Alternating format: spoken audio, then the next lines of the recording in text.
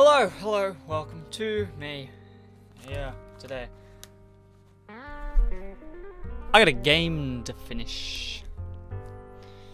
1000 Lies, yes, that's right. I'm here for the popular, ever so popular series of my channel, 1000 Lies. I'm committed to finishing this on this channel, frankly. And I want to see what happens, so, crack open the can.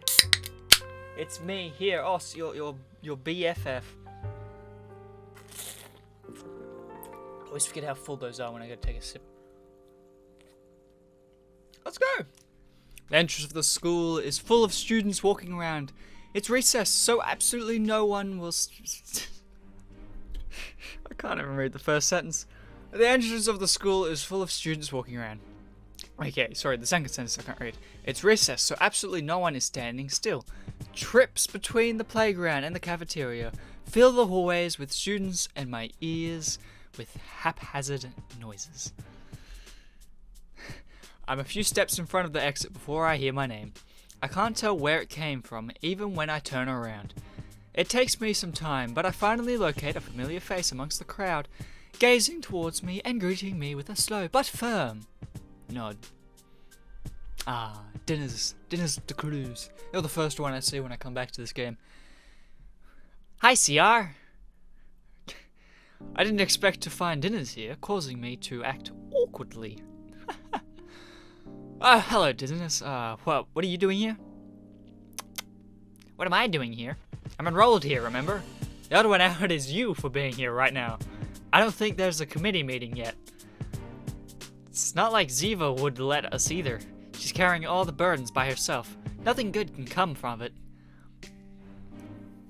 Dennis tries to make a joke about it, ha ha ha, but it doesn't really seem to work, and an awkward silence ensues between the two of us.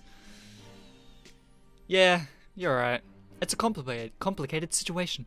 I could tell you about it, but it'd take a while.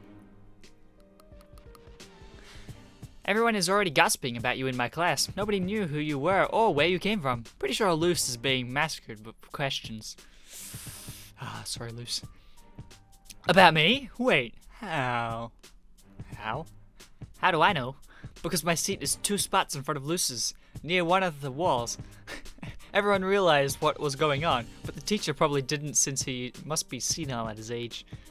I see. Nobody knew when exactly you came in, but little by little, rumors started spreading around, and eventually the entire classroom was whispering about it. Luckily, nobody reported you. That was very lucky of me. You would have noticed it yourself if you hadn't been so busy having fun with Luce.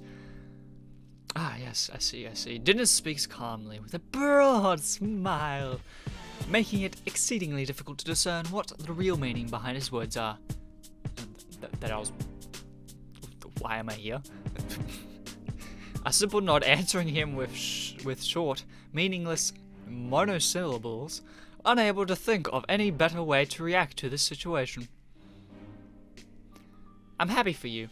I know that you're in a hurry, so you don't have to explain it, but as I'm sure you understand, I'm pretty damn surprised when you suddenly appeared in my classroom out of nowhere. We're friends, aren't we? It's normal to be interested. It is.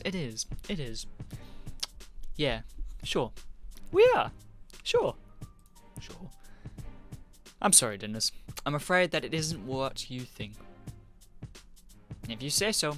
In any case, try to be more careful next time. And I don't only mean about yourself. Luce is being popular right now. You just told me every barrage of questions. Super popular she is, Luce. You should be thanking me. I tilt my head and raise my eyebrows, unsure of what exactly he means. What's he mean, guys? I'm talking about Claire. Oh. That's not what I was thinking at all. I thought it was like a Luce and boyfriend thing. Oh, Luce's got a boyfriend. Luce, is that your boyfriend? Oh, Luce, is that your boyfriend? Oh, sticking to the class. Oh, so romantic. No, it's Claire. I liked Claire. Claire was nice. She had a hat. I like hats. A flashback of what had happened with Claire and I this morning crosses my mind at the same time that Dinners mentions her. It takes me aback. Wish I could have seen that flashback. Anyway, I'll stop bothering you now. I press space? I can. I don't know why that intrigued me. See you around. Bye, Dinners. Dinners bids me farewell. Farewell. By taking his hand out of his pocket and lazily waving at me. Oh. A lot less sophisticated than I imagined. Then walks away while yawning. Oh, I see. It takes me a while to react. Eventually, I sigh and begin the journey back to my own school. Very nice. The trip feels like it takes an eternity, and I consider going straight home instead, using the intense pain I feel in my right leg at this moment as an excuse. Where's my leg hurt? But as I get closer to the school's vicinity, I find Oz. So I try to forget about all of my problems and greet him as if nothing had happened. I think it might go away if I ignore it. No. Although that's never worked for anyone before. Exactly. 1,000 light. The end. Ah, oh, thank you. No. I don't know how much left I have. I haven't said this at the start, but I'm just gonna try and roll through this until the very end. I can't imagine I have too much longer. So, yeah. My arms are hanging down perpendicularly, and my head leans up against the back of my chair. I'm engrossed by the sight of the ceiling. There's a white ceiling. Do you give up, Companero? Don't talk, I'm thinking. Give me a minute. I definitely don't sound very convincing, but this is all I can do to buy myself some more time. When I turn my head around, I notice Ziva amongst a group of her classmates. She averts her gaze, but I can't tell if it's on purpose or not. Truthfully, it's been a few days since she's been acting oddly. Yes, that's right. Normally, I wouldn't worry about it, but since it's Ziva, you never know what she's planning. It's then that I, inconsiderately, call out her name. She skeptically turns her eyes towards me once again and points a finger at herself, in shock that I've reached out to her. Why are you calling Ziva? There are no rules that forbid us from asking for assistance. That's not fair. Ah, Ziva. What's wrong? Did I even give them voices? I don't know. When did we cease to be your favorite guys? I want to ask her that, but instead I decide to preserve it as a thought. I'm running out of ideas. Give me a hand. I show her the sheet of paper sitting on my desk. She takes a look at it while I switch seats to a nearby empty chair and invite her to sit with us. She thanks me without stopping reading, and once she sits down, her eyes dully rise above the sheet. Your ideal girl debate. God. CL. Is CL like a Roman number? I don't know. Is it like 100 and something, or is it just CL that stands for something, and then that would be 26? Is it like 126? Or is it like 66? I don't know. Whatever. Oz Go to Hell edition. Don't tell me that's what you guys are still doing this. Sadly, yes. I've started to write down all of the past proposals to keep an archive so that I don't repeat the same one twice. I thought it'd be faster this way. Yeah, probably. But we're still here, and I still haven't found a single thing that Oz would find unacceptable. I'm starting to consider calling the police so he can go to jail for being a huge pervert. There's gotta be something. I mean, there's a lot of weird stuff out there. I'd rather not ask, but why did you guys start this in the first place, and why are you so obsessed with keeping it going? Oz and I look at each other with empty eyes. Neither of us can even remember how this madness started. Probably started with you, Ziva, just being honest. I don't see the problem with two men having a fascinating and deeply philosophical discussion about the human psyche. He means to say we have a ton of free time. You aren't helping, Sia.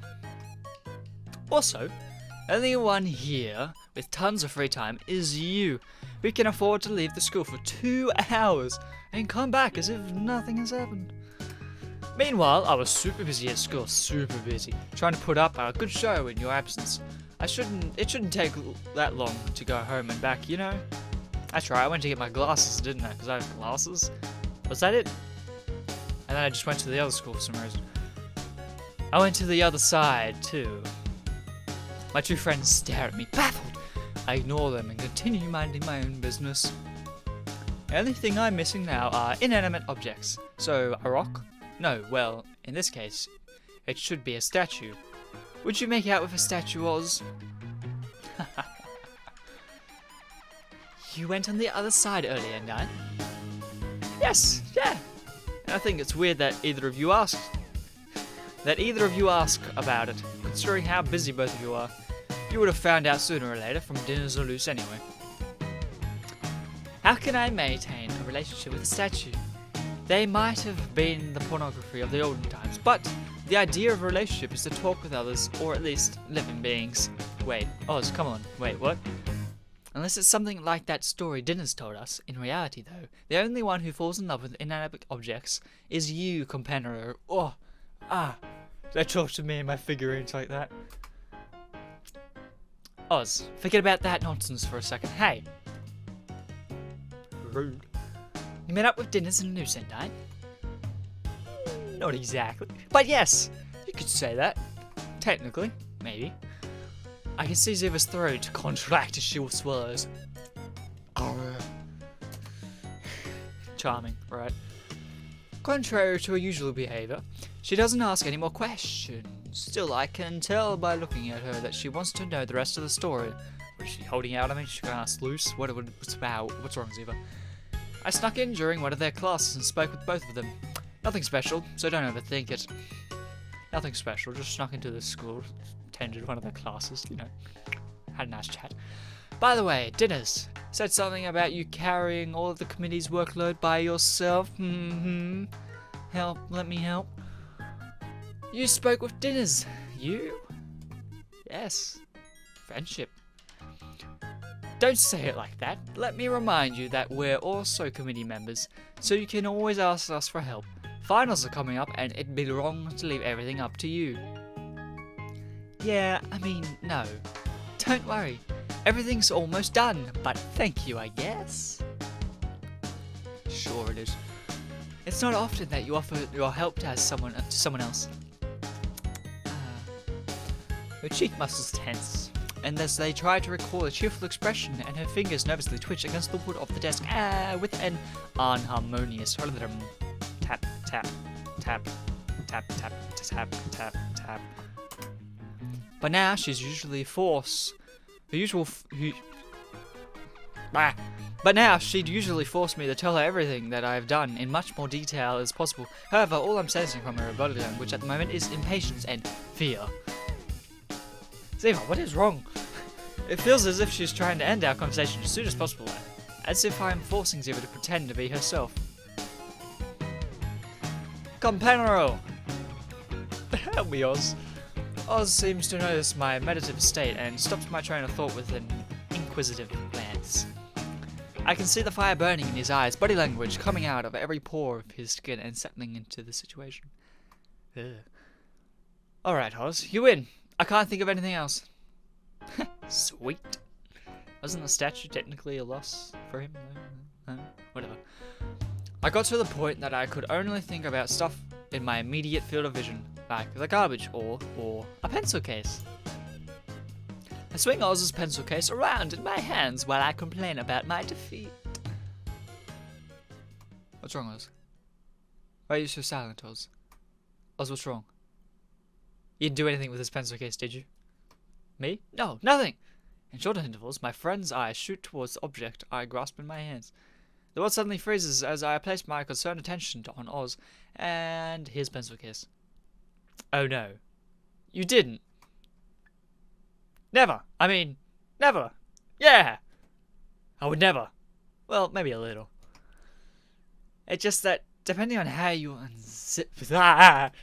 Yeah. I leave the classroom before Oz can finish a sentence, then return in less than 10 seconds with plastic gloves, a lab coat, and a breathing mask covering my face. Evacuate the classroom! Everyone is in danger of getting infected!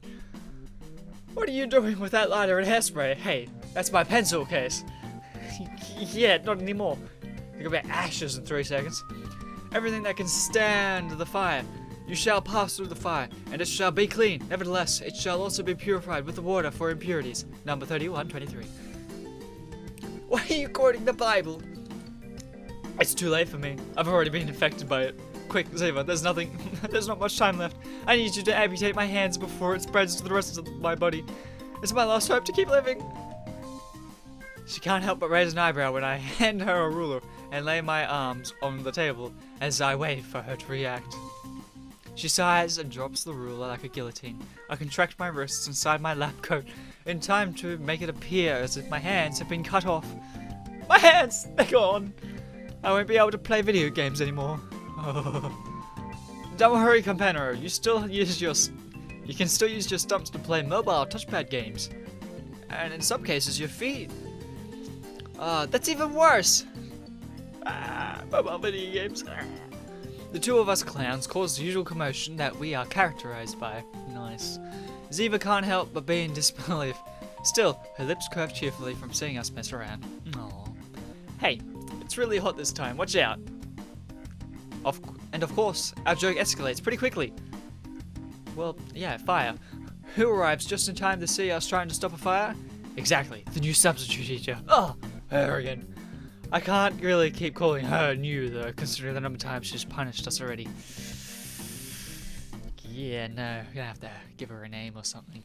I'll call her old substitute teacher. 1,000 lies! Alright, back to solemn music. Thanks, solemn music. Classes have ended for the day.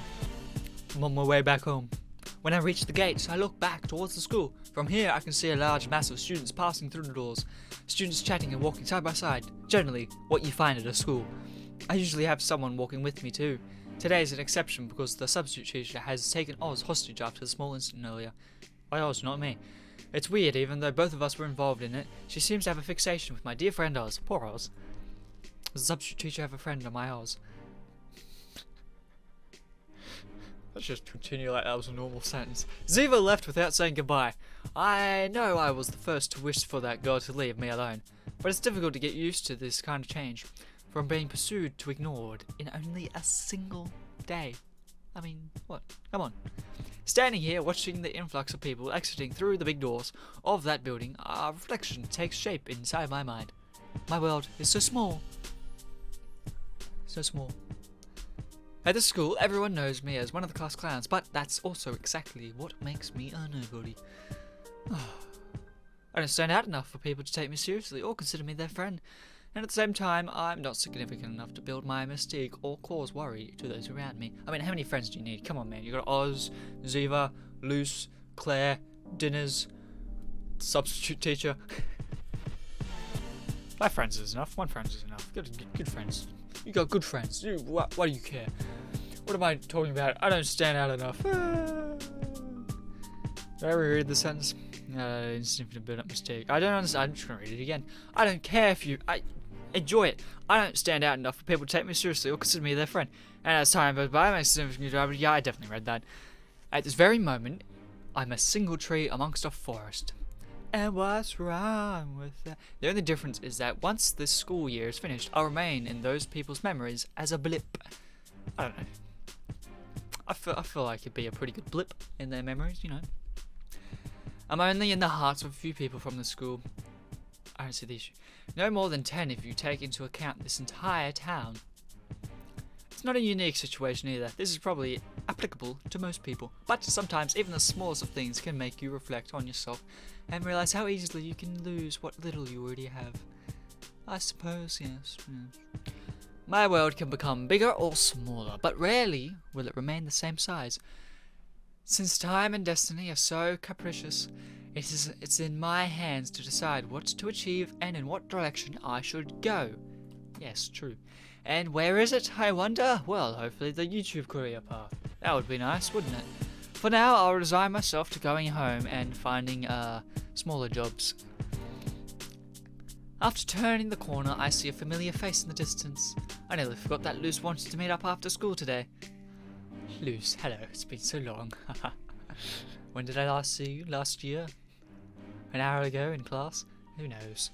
It's fortunate that we passed through the same streets to reach our respective houses. Otherwise, I probably would have totally forgotten about it if I didn't see her here. I usually forget about these things, don't I? As I get closer, I can see her eyes open wide. But it's not because I'm greeting her. She's amazed by someone or something else that I can't yet see from my perspective. Claire! It's Claire. Nice hat, Claire. Very nice hat. Lovely hat, Claire.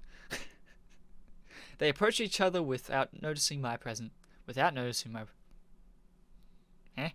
although it's not something to get all excited about, I can't help but recall what Dinner's had told me a few hours ago.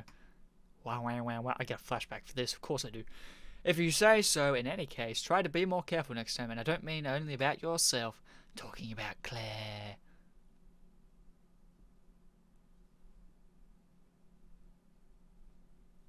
Music? Music, come back. Horror game. I feel a horrendous shiver go down my spine. I don't know why exactly, but it makes me act quickly, and I immediately run to them. But when I get there, it's already a bloody mess. Oh, I mean...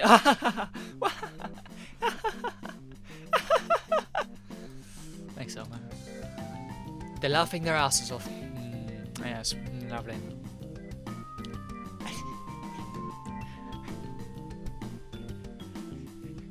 Don't judge me. Oh my, CR, what are you doing here? Now we've both lost our bets. Then nobody wins.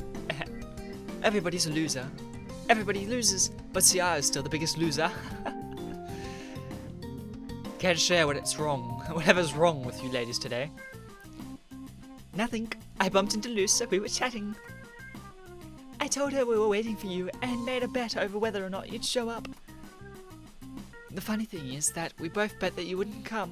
Things seem pretty bad for you. Nobody trusts you. Oh. See, that's the kind of guy who forgets everything, especially if it's important. I had the wrong idea there for a moment. Don't scare me like that.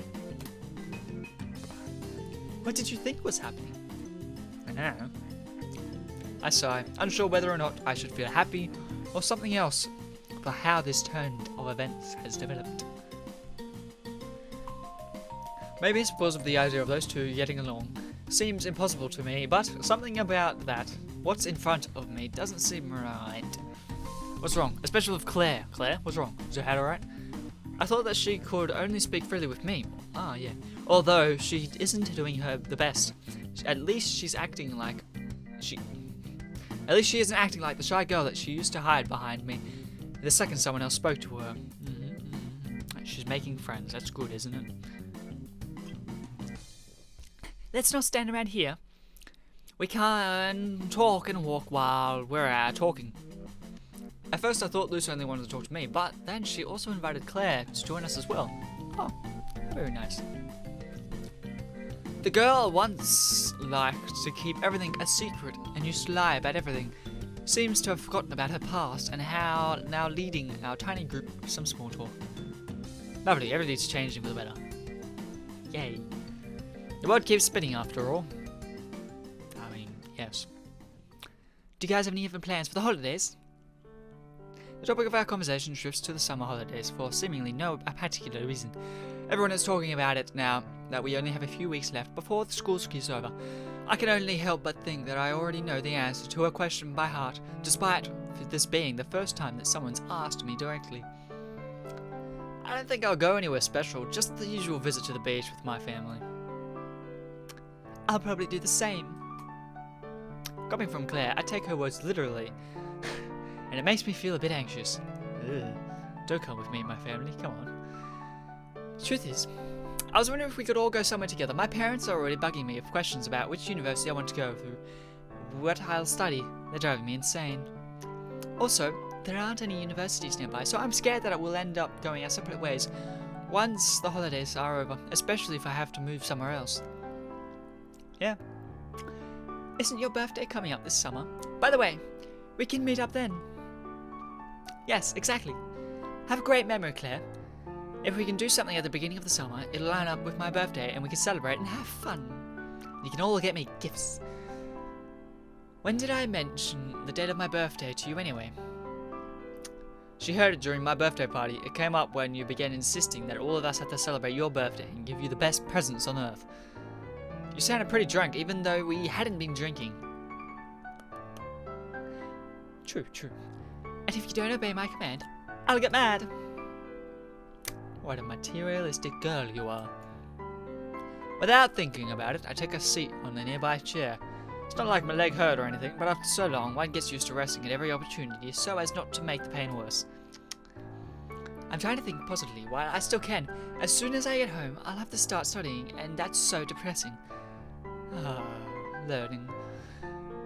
Are you two not going to study for the finals exams? I don't know. What do I, as the character, want to do after this? I'm the type of girl who gets focused at the very last second. I'm used to this before then. Why would I study? I'm a genius with 3 doctorates from Oxford University. I don't need to do anything like study. See, I was saying that he also puts it off to the last second. You don't have to be so blunt. Luce covers her mouth as she laughs and seats herself in front of me. She rests her back against the chair and crosses her leg, instantly transitioning from laughing to meditating. I'm telling you this because I won't be able to visit the library for a while. Oh no. Not for no reason. I'll have to focus on study. It's because of my mother. She's really strict about it. Nothing at all like my father, who's more of a slob despite being a teacher. Interesting. Now that I'm not going to basketball training anymore, she's always asking questions about where I'm going and what I'm doing. Of course, she assumes that I'm always wasting time instead of studying. It's a pity. But that's exactly why I make sure that after this, we'll keep meeting up and following the plan like usual. She speaks quickly and ambiguously, as if she's trying to unnecessarily justify a really simple situation. I don't know if she's expecting what she's expecting from me, or if she's thinking that I'll get angry at her over this. If she's lying, she still doesn't need to make excuses for herself. Well, that's fine. After the exams, we'll have to meet up again for the graduation ceremony and events and stuff. That's right. We can decide what to do during the party. When Luce comments on the graduation party, I can't help but look at Claire.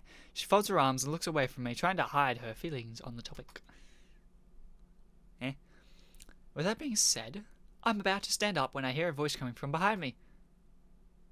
Good day! What can I get for you? We simply turn to face the new sound, realizing who the source is, and exclaiming in unison the title we've given to this person in a few days. I didn't know we gave him that name. It's the baldy bastard. We immediately regret our turn of phrase and shut ourselves up. We ended up sitting down at one of the tables of a restaurant. Of course, its waiter is none other than the stocky baldy that we've come across so many times in the recent past. The huge mass over 6 feet tall seemed to be building after hearing the affectionate nickname we gave to him, literally tearing apart his clothes. I can clearly see the dark dreadful aura surrounding him. The gravity around us suddenly seems to grow stronger, to the point that I'm feeling I'm choking here. Excuse me, I must confess to you that with someone else. A cousin of mine, we call him that as an inside joke. Who would have thought? Of course, he had nothing to do with you, sir. In fact, we've never met before. Have we? No, not at a shopping mall or in a car. I don't know what you're talking about. Are you going to order or not? Have I played through this part before? Well, guys, I have taken a seat, so I'm free to go. Enjoy your lunch and have fun. Good luck. Don't run away now, you coward. Our lives are on the line. I feel like I have, but I'm going to keep going anyway. You'll have to forgive me, but I looked at the menu and couldn't find anything I wanted. While Claire reaches supersonic speed, Luce is playing a rather unconvincing role as a customer. She's shaking as much as so much that nobody would ever believe that she's capable of reading the menu the way she is. The waiter asks her to order something anyway, and he'll ask the kitchen if it's possible to make. Well, yeah, what I want is a chocolate milkshake, but with Swedish chocolate, strawberries from French Polynesia, with a small multicolored palm tree that spins in a circle so as I drink. So, are you high or drunk? Her eyes open widely as she speaks to me, using only her gaze, like she'd done only a few hours prior in a classroom. Idiot, I asked for something that doesn't exist on purpose. This way, we have an excuse to leave. We can say that we accidentally went to the wrong place. I noted genuine admiration for Luce. Not because of her plan, but her skills in being able to communicate, using solely body language to this degree. Seriously, how does she do it? I don't know. Alright, number 32, milkshake. For you, sir? We're frozen for a minute after listening to our waiter. Then there's two of us, and you just look at number 32 on the menu. It exists! It's word for word the same. You nailed it, lady. Luce resigns herself to her doomed fate and collapses on the table. The only one left standing, rather sitting, is me. I can feel the adrenaline thoroughly rushing through each and every inch of my body. I gather all the courage I have left inside of me and attempt to make myself look composed. I want... water! The waiter lifts his pen from his notepad and raises an eyebrow in my direction. It makes me wonder if he wants to kill me or if he just didn't hear what I ordered. I said, water! I repeat it for a second time, but I'm so scared that I only managed to squeak out a sound far below the volume of any normal human voice. The waiter seems to have read my lips. He writes something down and leaves for a moment.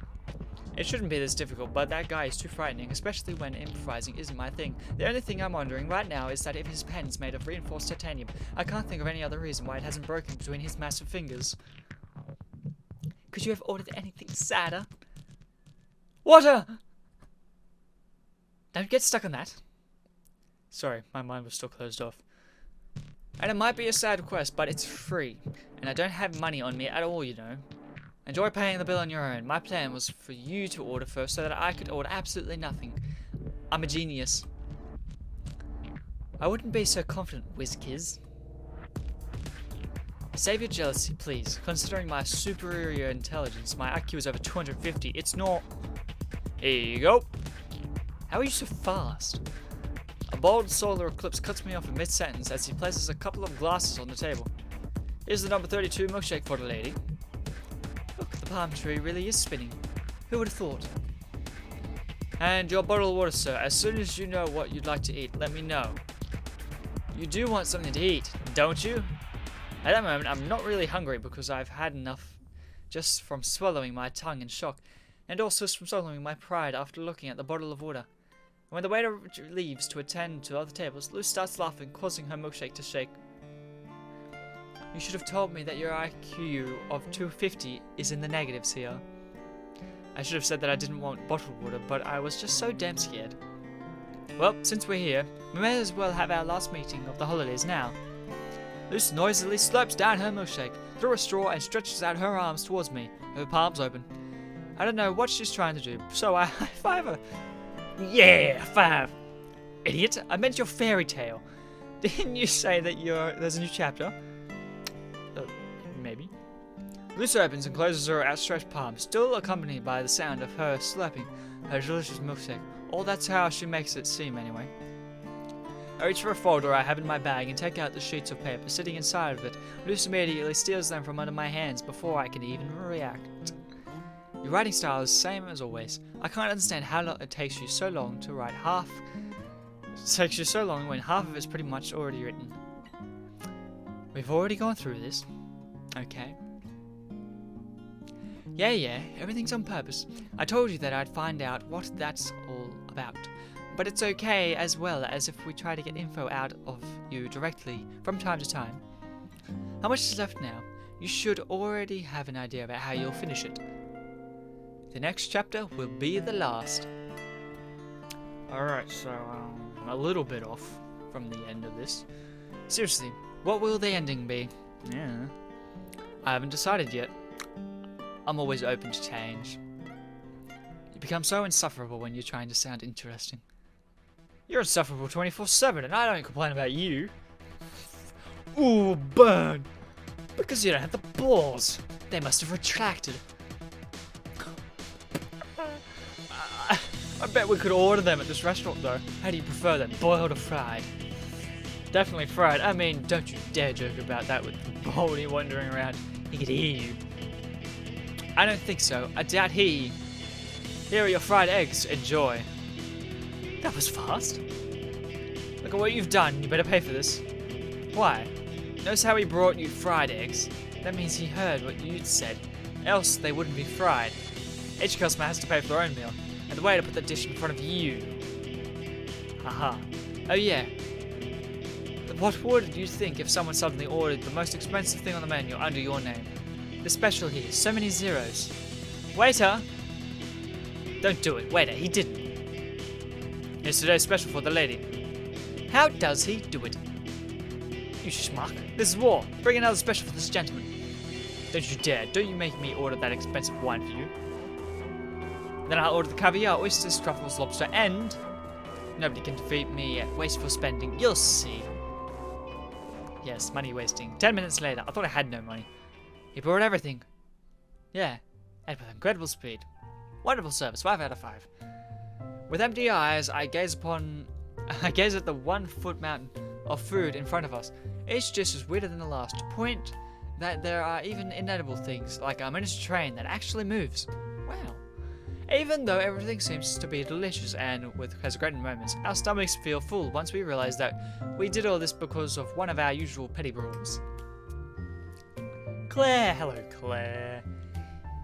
You don't know what you're missing, because this is great. I have no idea how they can cook all of this so well and quickly.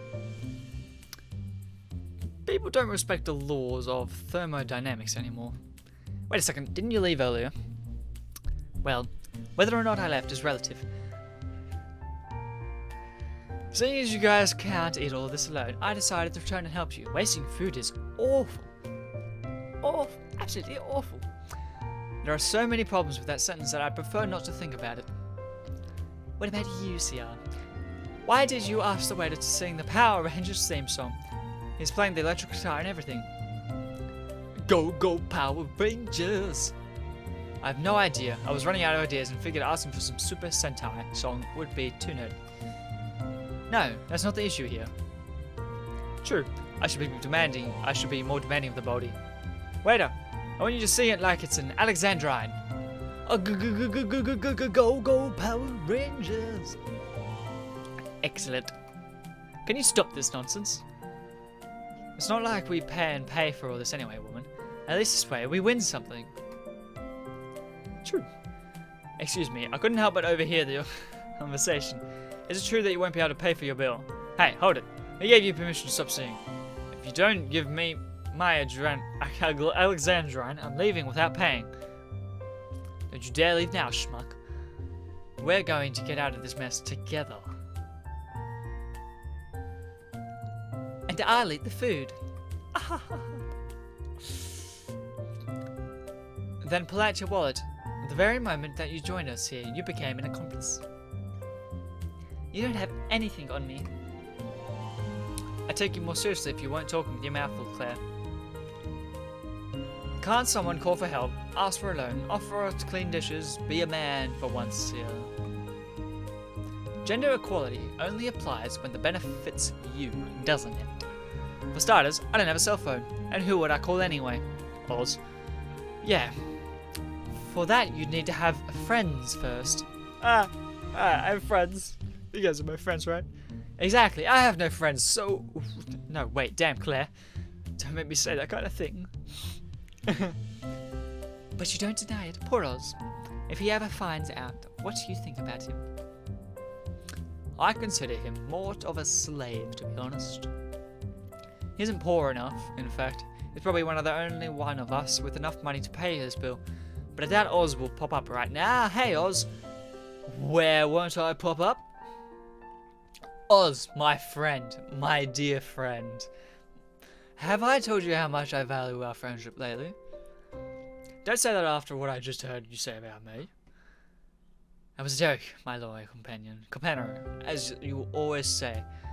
You know that you have to play the bad boy with women sometimes. Something I've learned from you, like almost everything else in bad life. Oh yeah, women. I know what you mean, companion. You are wise to follow my teachings. It's just so stupid. In any case, my friend. No, master. I have a small favor to ask of you. I won't pay for anything. Are you sure? It's not for me, but for these two ladies. Who knows how they'll thank you if they see your magnanimous generosity. I don't like the sound of that, Sia. You just have to flaunt some skin and talk all sexily to him. Be a real woman for once, Luce. Ha, ha, ha, ha. Why don't you take your own advice once in a while? Okay, show some skin. Ah, get Oz, pay for... ah. There's no way this will work with the Lottie and the tomboy. I'll have to bring out the big guns. So, Oz, were you with the substitute teacher until now? What kind of punishment did she give you? What? No, nothing happened. What are you talking about? Oz, you bad boy, what'd you do? This reaction is so suspicious that it'd be sinful not to abuse it. Nothing, but I was waiting for you earlier and I took a peek into the classroom to see what was happening. Shut up, alright, I'll pay it. But don't say anything. Ah. In exchange for my silence, nervous and scatterbrained Oz retrieves his wallet and asks for a bill. Wow. Did you really see something, CR? What happened? No idea, I was bluffing. Oz is so narcissistic that he probably doesn't want anyone to know about whatever humiliating punishment he was given, I guess. But he's the one who keeps humiliating himself out all the time. Wow. Fortunately for us, that's something he'll only realize when he grows up. Which is probably never. Hey, thanks. There's a small issue. I didn't bring enough cash, and I don't have my credit card. I don't have a credit card. What can we do? Don't worry, I have 3,500 coupons that we can use as payment. It still makes me feel kind of sad to throw them away like this, even though I never use them. Are you stupid? Yes. We will gladly accept your coupons. Thank you very much. What's wrong with this restaurant? What is wrong with this restaurant? Luce, Claire and I start walking down the street on our way home. What happened to Oz? We left Oz behind. Ah, yes. He lives in the opposite direction and was also unusually indisposed after the enigmatic events that had transpired with the substitute teacher. I didn't have time to tell him that I'll pay him back whenever I have the money. I thought he'd be happier since that teacher is even kind of attractive. I choose not to think about it any longer. I'm not nosy, and I know that Oz, despite how annoying he is at times, wouldn't bug me about things when I seem unfit for it. I'm going down these stairs. Alright, you enjoy that. We'll wait you at the top. Halfway down the street, there are 4 stone steps that connect to a perpendicular street. Claire goes down the stairs with 4 small jumps. I suspect that she announced it so loudly so that she can accuse her of stalking me today, since I have to go down those stairs to get to my house. Kinda cute. I say goodbye to Luce, but before going down the steps, I stop and turn around, barely noticing that she appears to be tense. Hey, Sia, I was wondering. Every morning we both have to pass this crossing to get to our respective schools, don't we? Yeah. We probably passed each other without noticing it more than once. That's what I was thinking. I pass it every morning, so I must have seen you coming up those stairs in the past. It's a shame that after so much time, it had to be right before we graduated that we met, don't you think? You wouldn't have paid much attention to a stranger greeting you in the middle of the street anyway. That's still a lot better than the way we ended up meeting. I seriously thought you were a robber, or something much worse. I stalked her. I thought she stole my figurine. Touché. We both smile a little, probably because we both assume that we won't meet again until the graduation ceremony. We stare at each other for a few seconds in silence. Neither of us has anything to say. We're embarrassed, or maybe scared, waiting for the other to speak. See you, CR. Until next time, Luce. I bid her farewell with a wave, then walk down the stairs. From below, I look up at Luce. She's still waving goodbye to me and walking in that sumptuous and prideful way of hers before disappearing out of sight. When I look forward, I notice Claire standing next to me, sticking to me like a shadow and following me with short, quick steps. She's always by my side. I'm still intoxicated by the events that took place between us earlier in the music room. Time's only managed to make her words even more corrosive. Any conversation right now would sound fake or untrue, especially when all of my thoughts are filled with only with memories. It's odd, isn't it? How you're going to revert to how you were before I'd sent you the emails, at least until we graduate. That's what you think. Nothing can return to how it was, in my opinion. And you're right. That's why heroes who fight to bring peace back to the world are fictional. Do you always have to use the most bizarre analogies you can come up with? It's true though. Even our memories adapt to our nostalgia when it benefits us most. You, for example, you'll have to decide if those stairs will still be used for empty meetings or not. Strangers or friends, each will make a different decision in the consequences. We'll have to see. The brim of her hat cloaks her entirely, but I can see her huffing motions. How long has it been? How long will it take? The apparent chaos, without any order, extends to the front of my eyes. It slightly walks among the noisy streets filled with bustling students. Can I hear something among the crowd, voices of a distant past, or answers from the future? I don't know. I can't know. That's how it has always been, and how it will always be this time too. Even if we're entering the final chapter. 1,000 lines. The final chapter. No, this is the third chapter. This isn't the final one, is it? Oh yeah. Reaching the Sun, Chapter 3. Real. So foretold the tales that once upon a time there was a wolf without a past or memory who wanted to reach the sun. Hey, you, Harry, come with me. A voice wafts through the tree branches without any clear origin. Yeah, you. I'm talking to you. Who else? There's no one else here. Genius, come on, follow me. The wolf was astonished. He could see something moving amongst the treetops, whilst the voice grew distant. Before he lost it, the wolf followed it until he reached the foot of the mountain, a dead goat lying at the base. Help yourself, it's your dinner.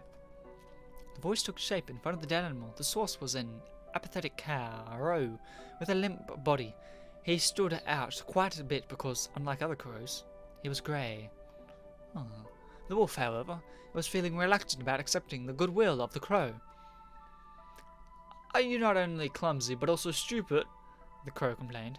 Eat it, so that I can take the leftovers. The wolf wondered why the crow would need him to do something like that. Fangs, teeth. I'm a bird. How in the world do you expect me to eat the meat? With a knife and a fork? You seem to be new at this. The wolves and the crows have always helped each other out with these things. The wolf couldn't help but bow his head. He barely knew how to live within a wolf pack. Hey, I'm also treated differently because I'm grey. And I'm not complaining. I don't even care what your name is, so long as you open up your buddy here, and I'll allow him to rest in my belly. I'm just a wolf, he replied, and that's... Look, you could be a seagull for all I care, the crow said in an irritated tone. You are a wolf when I present you with corpses, you tear them asunder. We make the perfect team. We can take a picture of commemorative the epic moment and create a website that chronicles the great adventures of the hobbling wolf and the rejected crow. The wolf nodded. He was about to do as he was asked of him and encroached upon the goat's corpse. Before he began to rip it apart, he realized something. The crow was a huge bird. He could probably fly quite high above. So out of curiosity, the wolf asked the crow if he happened to know how to reach the sun, or if he had visited the sun before. Yes. I also have 3 legs. Are you honestly trying to drive me insane? The crow was outraged. No, I haven't been that far, nor have I tried. You must be crazy to actually want to go there. But if you're willing, then why don't you climb atop the mountain and see what you can find up there? Wolf had known something so simple. He had tried even worse things before, so it might not be such a bad idea. In any case, I doubt you will accomplish anything. The crow's words puzzled the wolf and caused him to tilt his head. It's not a question of whether or not I believe you can reach the sun. It's quite obvious that I don't want to oppose the one standing over my meal. The crow shrugged in annoyance. It's the mountain, it's quite vast, and I don't think you'll be able to reach the summit. It exhausted me just looking at it, and I can fly. Imagine your own situation when you walk in such an odd manner. It's important to distinguish between reality and delusion, you know. That's my motto. The wolf didn't wish to speak with the crow any further. His own aspirations and the ones of the grey acquaintance were completely different. There was no more reason to discuss it. The wolf asked the one last question out of curiosity, and the crow replied angrily, "Why do you care? I won't confirm whether or not that's my name. You're quite nosy." In the same mood, after the dinner, the wolf and the crow bid each other farewell, each going their separate ways. That is how the wolf came to begin climbing up the mountain. At first it wasn't too difficult, but it became harder and harder. The mountain's path was erratic and confusing. The wolf got lost easily, and was often unsure if he was following the correct path. As he went up, temperatures became more frigid and became more difficult to breathe. The incline of the slopes grew, and the wolf was unable to find another path from which to advance. He thought out of place to rest, but he was attacked by a bear. He tried to run away, but only managed to get injured and further complicated his situation.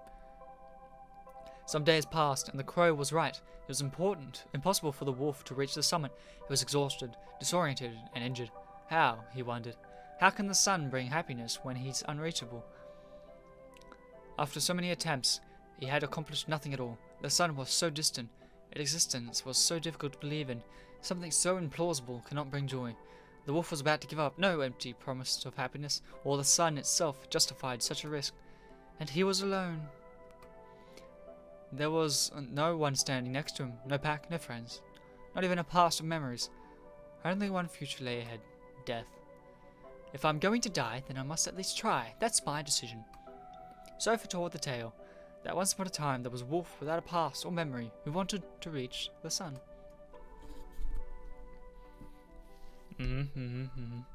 So chasing his dream, he's lost a lot of things that are important to him.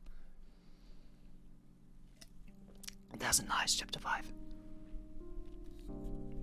Whew! Chapter 5, the last chapter. A phase of my life is coming to an end. Is it? It's a time when adults are at ease with their children as they present us with that one simple sentence intended to open up a fresh conversation. How are your grades doing? But this year it's different for us. There's a second question that I can ask without worrying about the answer for the first one. What will you study now? It's the most important moment of our lives, the intersection where our destinies will be decided. A time of goodbyes and new beginnings. That's what everyone says, anyway. I think they're exaggerating. When you're like me, average grades, average looks, normal prospects, and interests that I can at least manage to feign being normal as well, then those questions fail to concern me. He'll be fine, everyone thinks, without any kind of pressure or drama. Life goes by quickly, no twists or turns. You can summarize your life in a few lines and use it to transition to your next biggest life event. That next event is, for us, is the graduation party that those of us in the committee prepared. It started early this morning at the gates of Duchenne Institute. Rather, my old school. Capano, you're late! I greet Oz just as I begin to yawn. He's carrying two large, conspicuously sturdy briefcases into the main building of Duchenne. What? May I ask what your guys are doing with those things? No idea. I'm just following the boss's orders. You already know how she insisted that we didn't know anything about her plans. Go see her. She's been waiting for you for a while now. I'll be there in a minute. Oz leaves, parting with a miraculous maneuver. He uses to open the gates of the school with his feet since his hands are full. Wow. I take in my surroundings, my view mostly filled with students making their way across the school grounds. It's not like there are many people here, but I could still be considered a success considering the expectations I had for it. Usually on graduation day, the students only receive their diplomas and listen to a couple of speeches in the auditorium. Later in the day, the grads can prove that they're truly adults now by doing something that reserved only for adults. Exactly. Getting as drunk as a skunk. The main event, going to a nightclub, seemed too boring for our committee, so we decided to add a small morning competition between the two participating schools. We're supposed to compete amongst ourselves in one way or another, and from what I've heard, there may be some commemorative prizes. The problem is that although I'm one of the committee members, I have no idea what's going to happen. I only came here to lend a hand with whatever I may be needed for. It's not like I'm slacking off or anything. I've already helped them out with some vital tasks. Honestly, I didn't think anyone in their right mind would wake up this early to come to school on a day without classes. Where am I even supposed to go now? Claire. It seems like I'm not the only one making a lost puppy face this morning, though. I see Claire pacing around, carrying flies. She flails them around in a vain attempt at distributing them amongst the passerbyers. All she manages to spout are intermittent monosyllables, to which nobody listens. After several failed attempts, she crouches and conceals herself under her hat. It's a bit sad, so I decided to approach and comfort her. Halfway there, I regret it and stopped walking. It's been a while since the last time we saw each other and spoke. I don't know what I could say. It's not that I'm nervous, well, maybe a little. It's complicated. It'd be best if I leave her alone. It's too late to waste more time. See ya! It almost seems as if Claire somehow teleported herself next to me. She grabs my shirt and looks at me with tearful eyes. Oh, Claire. I didn't notice you. How are ya? They told me to distribute these, all of these, but nobody's listening to me. I tried, well, more or less. You can catch my drift. It's just that these people are so impolite. Yes, I see. Is something wrong, Sia? No, not at all. Why do you think that? You would usually take this opportunity to laugh at me, and then say something like, what I don't understand is how no one has taken you to the Lost Kitty area yet. I never finished my sentence of heh heh. Don't make things up. It's the only way I can come up with to intimidate that odd smile you make when you try to sound cynical. I bring my hands up to my face and press my fingers against my lips. But I immediately realize that Claire's just messing with me. Don't be so serious, silly. It's going to be a long day. We have plenty of time, don't we? Yes, we do. Do we? I don't know. Yes. I guess so. Regardless, you should get in here sooner. The rest of us have been doing all the work by ourselves. Sorry.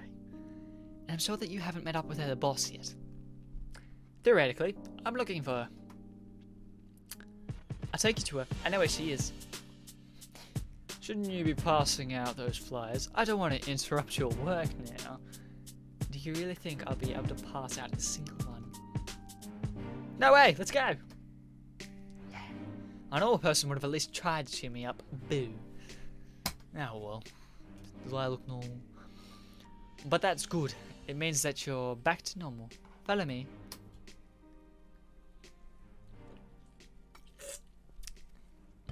Have we seen this picture before? Have we ever been to the old? Wow. Claire leads me out to the schoolyard. It's a large outdoor area with several fields set aside for soccer, basketball, and even the track and field. Long past are the years where they stands are inhabited by spectators for sporting events of all kinds. This place has been seen better days, but in the hands of the carefree student generation, it's a success that is remaining standing. I realize where my destination is as soon as we arrive at the yard, and I see huge crowds of students, mainly male. Huh. She's there. I'm staying on the sidelines. I'll give you moral support. Thanks, Claire. You don't want to fight your way through the sea of men? No? Come on, sounds fun, right? Particularly, yes. On the other hand, I'd rather observe everything from afar. That's just a nice way of saying that you'll enjoy watching me suffer. Claire laughs. I take it as her way of confirming my suspicion. I drop my shoulders. Just many toy soldiers. I drop my shoulders, accepting my destiny. I salute Claire as if I'm in the army, before rushing into the heart of the storm. It takes me 10 minutes to cover 9 feet. On the other side of the crowd, there's a wooden stand with tons of cables surrounding it. There appears to be connected to a different electronic device, half of which I can't even identify. Sitting in the very center of the crowd is the supreme mastermind of this whole event, Ziva Shani. Quick, Endine, give me an adjective. The busy woman asked me an odd question, without even looking at me. It makes me wonder if she caught a whiff of my scent, or if she has eyeballs attached to the back of her head. Ultra. Nobody knows that's the best adjective is ultra. Adjective. It's adjective. Alright. Ziva writes down on a piece of paper and immediately looks to her right, pointing towards the person standing next to her. Your turn, Diz. Give me a noun. Eat. Dennis, who was resting his arm on top of the wooden stand, exhaustedly raises his head. He gives Ziva an unsure reply before going back to sleep. Seriously, if I had to define that guy's worst sin, it would be difficult to choose between sloth and gluttony. Eat is a verb, Diz. Oh well, I can use it anyway. Oz, give me another noun. Oz appears out of nowhere as if he had just fallen from the heavens. He squats down for a second before standing up and walking towards Ziva. He must have injured his ankles if he jumped down from the second floor. I'm positive he's hiding the pain or trying to look more manly.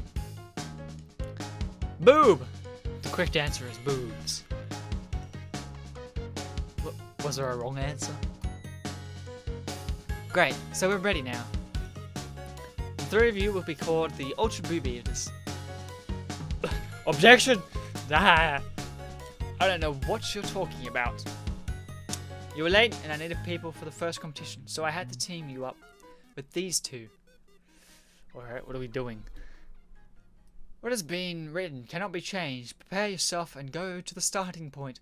The challenge begins in 5 minutes, but the school allow our team to be named that. I mean, come on. Where are the teachers in this? Ziva doesn't listen to my complaints. She stands up, picks up a microphone, and announces something throughout the entire school using the loudspeakers. How are my favorite guys? Fine! I'm happy because we're finally about to start the very first and super secret trial of this competition between Anate and Dujane Institute. Anyone who isn't participating, please sit in the stands. You'll be able to watch everything on those big screens. It's going to be tremendous, dramatic, incredible, unforgettable day. Any description I can think of falls short. So please do everything you can so that those of us who are graduating today can leave with the biggest, brightest memories possible. Thank you.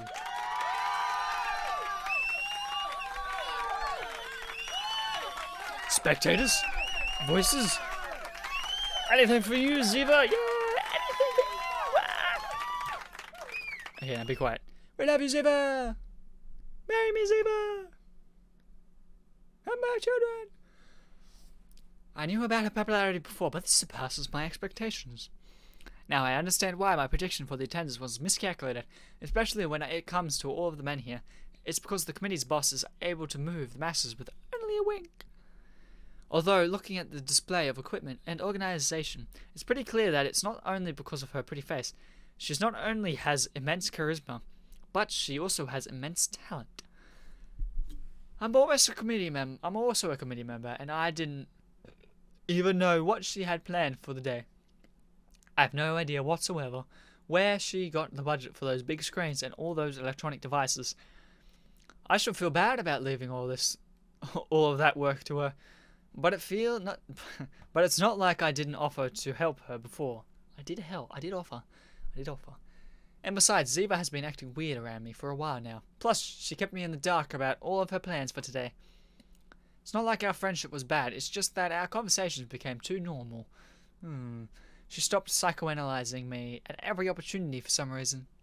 Now, our relationship has become normal. And at the same time, it's keeping us distant. Oh no. Don't just stand there, companero. Follow me inside. The starting point is on the 4th floor. What are we doing?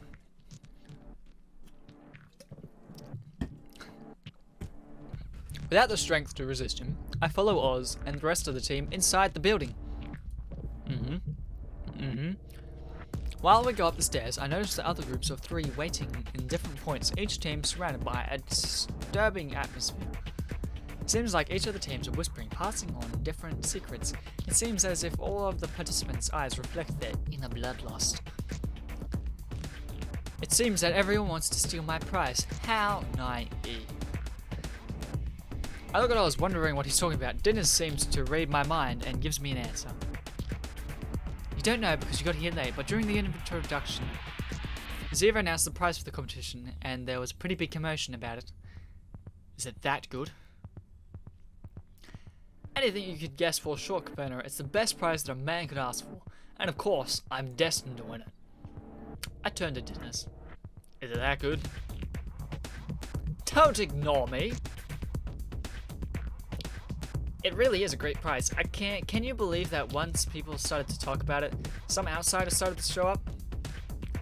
Participants should be restricted to students, but I get the feeling that more than one stranger has entered. I don't know how it happened. I bet you were in charge of registration. How did you guess? Buddy, Dennis, come on. My dude. This is the hallway we went chair skating in. I don't know. We put tacks in the bottom of the chair and it slid. We huddle in a far corner of the 4th floor. There we find one of the big black briefcases that Oz had been carrying earlier. On it there is a label that with a disgusting team name, Ultra Boo Beaters, on it. Did she know what our name would be beforehand or what? Well, I ripped the piece of paper into tiny scraps. I look at my 2 teammates. So then, is anyone going to tell me what this great prize is? Both of them try to... Is anyone going to tell me what the game is? At the same time. Speak to me at the same time, but they're suddenly interrupted by a metallic voice coming over the loudspeaker. I can see that you're all ready, so without further ado, let's begin this thing. Zipper words seem strange to me. I look at the ceiling and notice that there are a few cameras placed around the building, meaning that all of us are probably being monitored. You've probably guessed that those briefcases that correspond to each team, well, you can open them now. Please use the following passcodes to do so. Zipper announced the 3-digit code several times, like when they announced lottery numbers on television, but due to the complex code input system, our damn briefcase takes a couple of tries until I can finally crack it open. I'm sorry that we used such a complex security system, but it was necessary so that nobody would end up being hurt. The 3 of us scoots to take a peek inside our briefcases. We can't believe what we find inside. A big black box.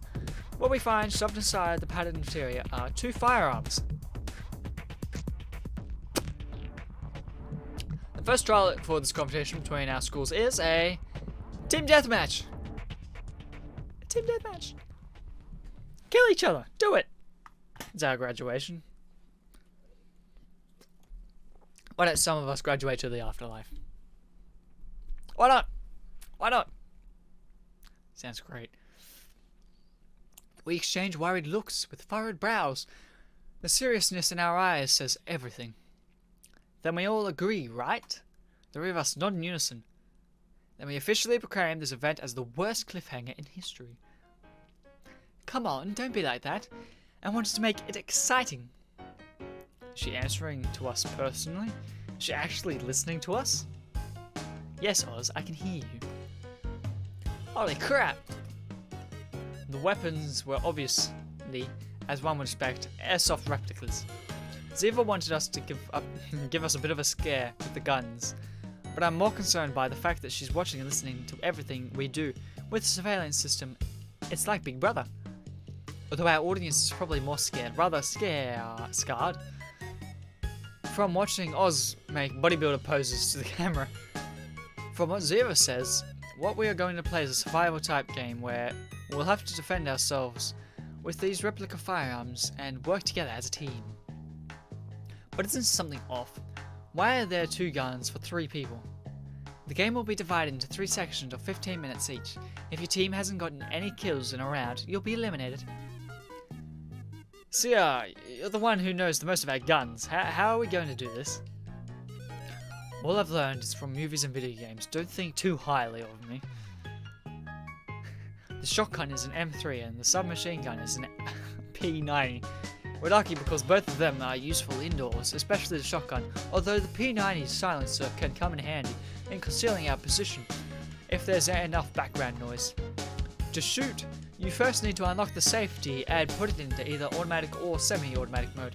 If you pull the trigger down halfway in the automatic mode, it'll shoot semi-automatically and... Got it! Now that you've shown us your power levels, can you get to the point? You're lucky that I'm giving you the shotgun because Dennis is falling asleep. I explained to Oz how to reload and prepare the weapon. Now he only has to pull the trigger Jesus Christ! You're right, CI. I went off by itself, I swear. What was that noise? What's CI doing on the floor? Why is he coughing up blood? You can consider yourself dead and out of the game once you've been shot. The security cameras will help us monitor that nobody is cheating. As some of you have probably already noticed, those weapons aren't lethal. Still, their hits will hurt a lot. So please wear the security glasses that you find inside each of your briefcases at all moments. And don't worry, Undyne, the game doesn't start until I give the signal, so you're still in the game. It only works if you're still alive. Say something, Companion. The desert, I can see it. I'm enacting the Gulf Wars once again. Now he's hallucinating. You weren't even born until after it had ended. Shut up, Dinners. Each school will receive points based on the amount of players from each school who survives until the end. I'll be awarding extra points to those who score the largest amounts of player kills as well. Alright. Clear. All clear, right? Clear. Right. Yes. Then, what are you waiting for? Let's go! A deep silent blanket the entire school. Team Ultra Boob Eaters. Takes our time to react as well. What are you all waiting for? The timer has already started. Go, go!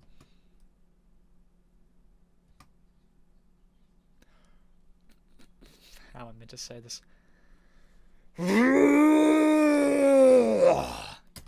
Good enough. In unison, the roars of the players resound against the walls, accompanied by the echoes of first bloods and gunfire. Anyway, do we have a plan? Run and gun. Oz and Dinners focus their attention on me. Over the 30 years of experience on different battlefields, and for what? War never changes, and today is no different. CL's gone nuts. If you want to survive, follow me. First we must find a secret hideout, and then we'll let the foolish among them kill each other. At least it seems like they're taking this seriously, Sierra. It's Commander Undyne to you, maggot. Yeah, sir, yes, sir. The upper floors of the school are probably the worst place for anyone to try to survive.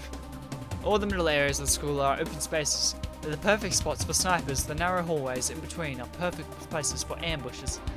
We can only count the ends of the buildings and the bottom floor as places for fair fights. Everyone else seems to have their same idea though, and our only escape routes are teeming with enemies. Curiously, some of the people have been trying to climb up the upper floors, creating a brutal clash with no survivors on the staircase.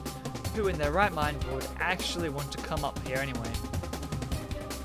We try to apply pressure to our enemies to create an escape route, but the powerful cover fire flying around prevents us from advancing, and we are forced to pull back. Our efforts were all for nothing. Our largest success is when we managed to snatch a couple of guns from two enemies who were killed off after an insane kamikaze attack. Now all three of us, Team Ultra Boob Eaters, are armed, but our ammo is still finite. If we keep trying to push forward without a plan, we'll soon run out. And what's more, we can hear voices coming from the center of the building. Someone manages to pass us through the sniper zone, and we're going to be surrounded by any second. Quick, open that door. We'll barricade ourselves in. It's locked. We can't get in. Locked doors don't mean shit. I'll take care of it. Bash down the door.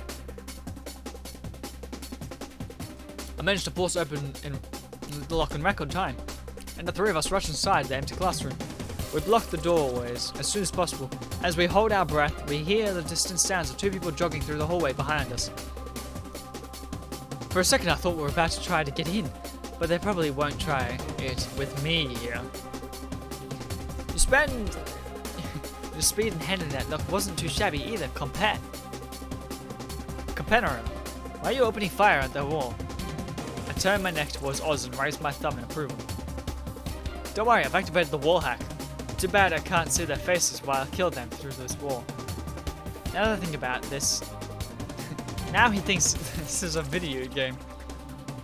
We've lost him for good. Oh no. While I wonder why I'm unable to open the terminal to input cheat codes, we hear the sounds of footsteps in the hallway, followed by a loud voice that seems to be trailing the two sets of footsteps. It's obvious that someone is in danger, and at this moment Oz notices something pretty important. It's a hottie. Another crazy one. Can I just take a nap here and wait for the clock to run out? I suppose, maybe, yeah. At least then one of us team members survives. So, you know, I'm sure about it. On the other team that just passed by, there was a hottie. I knew it. The moment I heard the sound of her delicate footsteps. She's in danger, and I'm the only one who can hear her mild groans amongst the shooting, the softness of her lips begging for my help. You're gonna die, Oz. I'm pretty sure that you're just projecting your expectations on the situation, but sure, go ahead. Good night. My teammates, they're screwed. I'm the only one taking this seriously. Dennis accommodates himself on top of one of the desks, entering a dream world where he can't ignore us. I've lost him. See ya. Me bien, hombre. Our paths divide here. Oz, no. Oz grabs my shoulder and fixes his eyes on me. His heart reflected in him. See, I may not come back alive if I leave. You need to know that I'll always be with you. You're leaving me, though, now. Every time you close your eyes and think of me, you'll be able to see it clearly, the moment that we will always represent our friendship.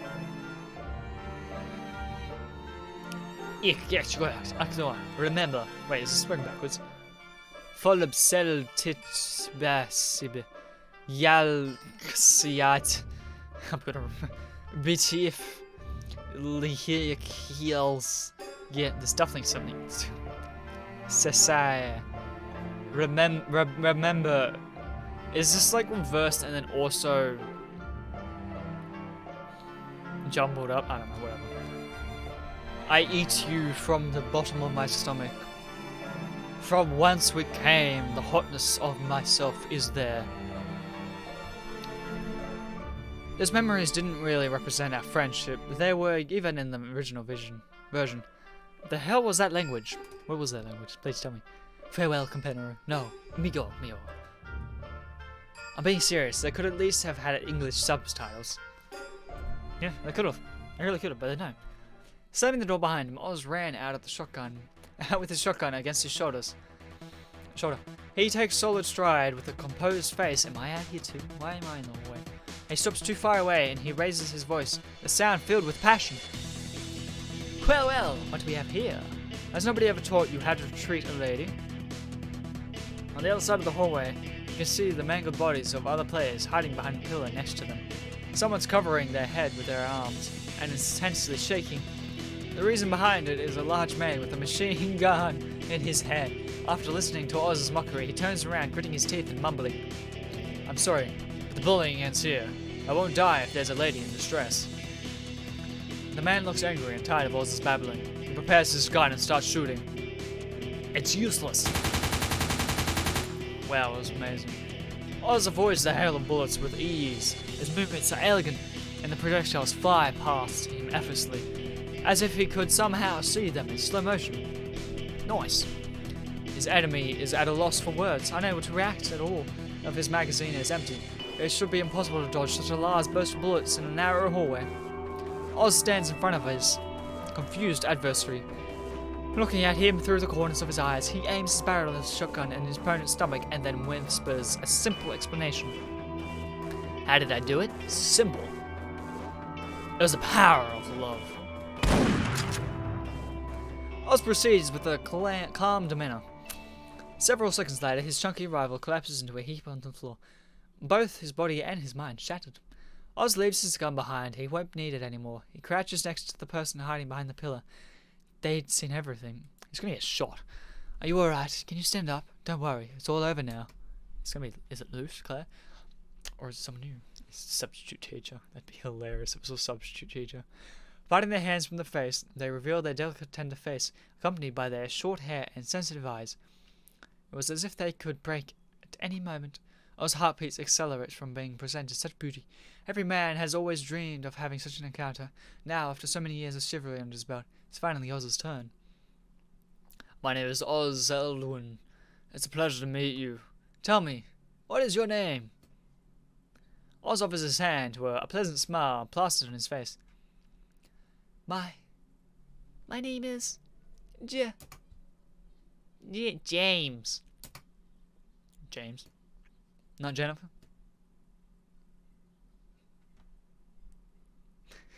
You just activated my trap card. Of course not, I'm a dude! Oz begins shaking as he stands and picks up his shotgun that he dropped moments earlier. First, he couldn't guess anyone's ages, and now this doesn't make any sense. If a guy can qualify for the attractive woman standards as well, there shouldn't be a god capable of such creation. And now his life ceases to have meaning. Did he shoot himself?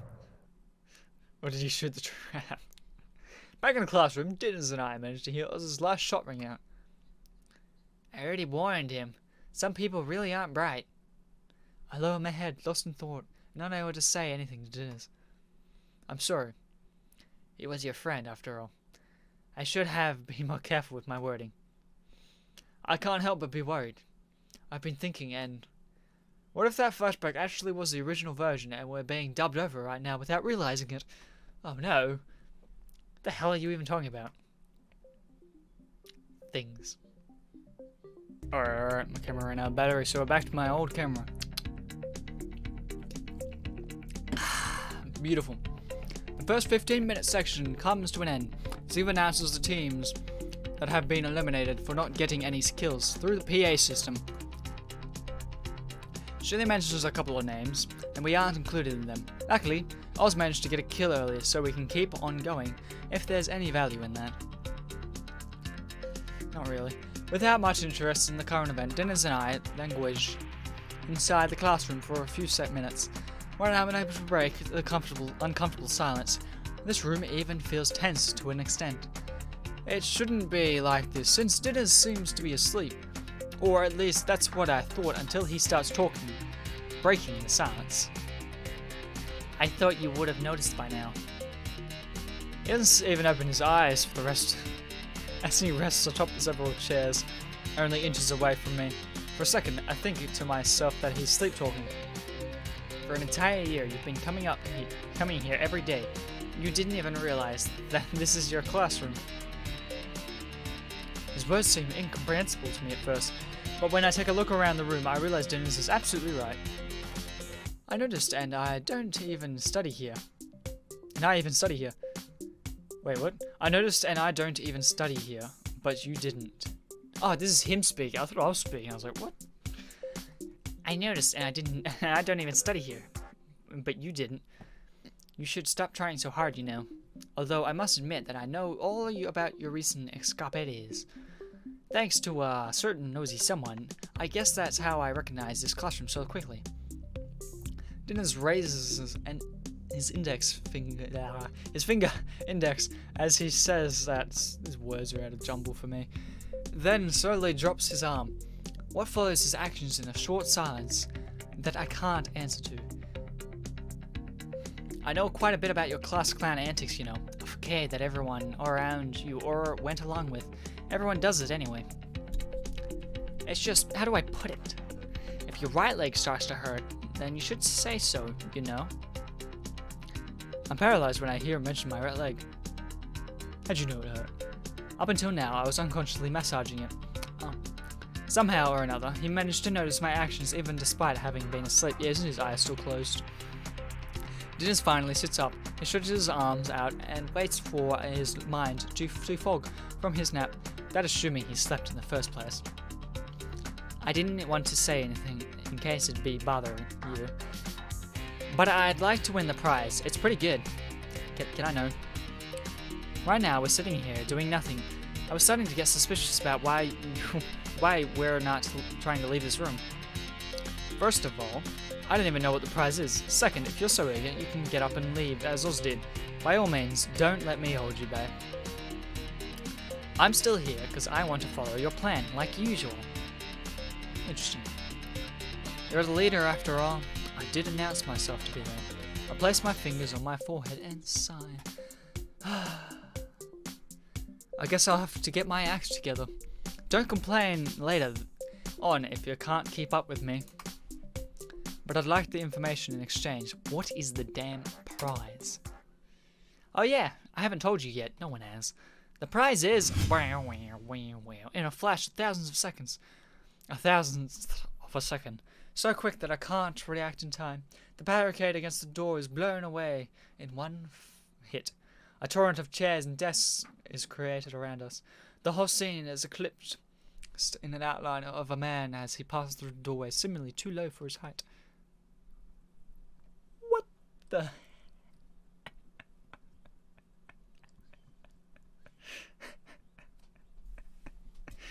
Ah! The final boss! Our battle will be legendary! He wears clothes of what appears to be a grade schooler. Wouldn't that be great? No, he's a police officer. He can't be a grade schooler. Short shorts and a shirt that's extremely tight on his excessive figure. On his back, he carries a backpack with a modern cartoon motif, like the ones you see on TV nowadays. In his right hand, he carries a huge minigun that appears to be light despite being the type of firearm that you'd only expect to find attached to military choppers. In his left hand, there's a recorder. He might have heard us talking, or maybe he's a messenger of my cursed destiny. Nonetheless, he's here. And we're screwed. It's the bold bastard! As if I'd suddenly activated a voice-operated switch, I noticed a red spark gleam in his eyes of that huge man before he shoots at me. Is he a robot from the future that wants to kill me, or what? How does he always manage to appear at the worst of times?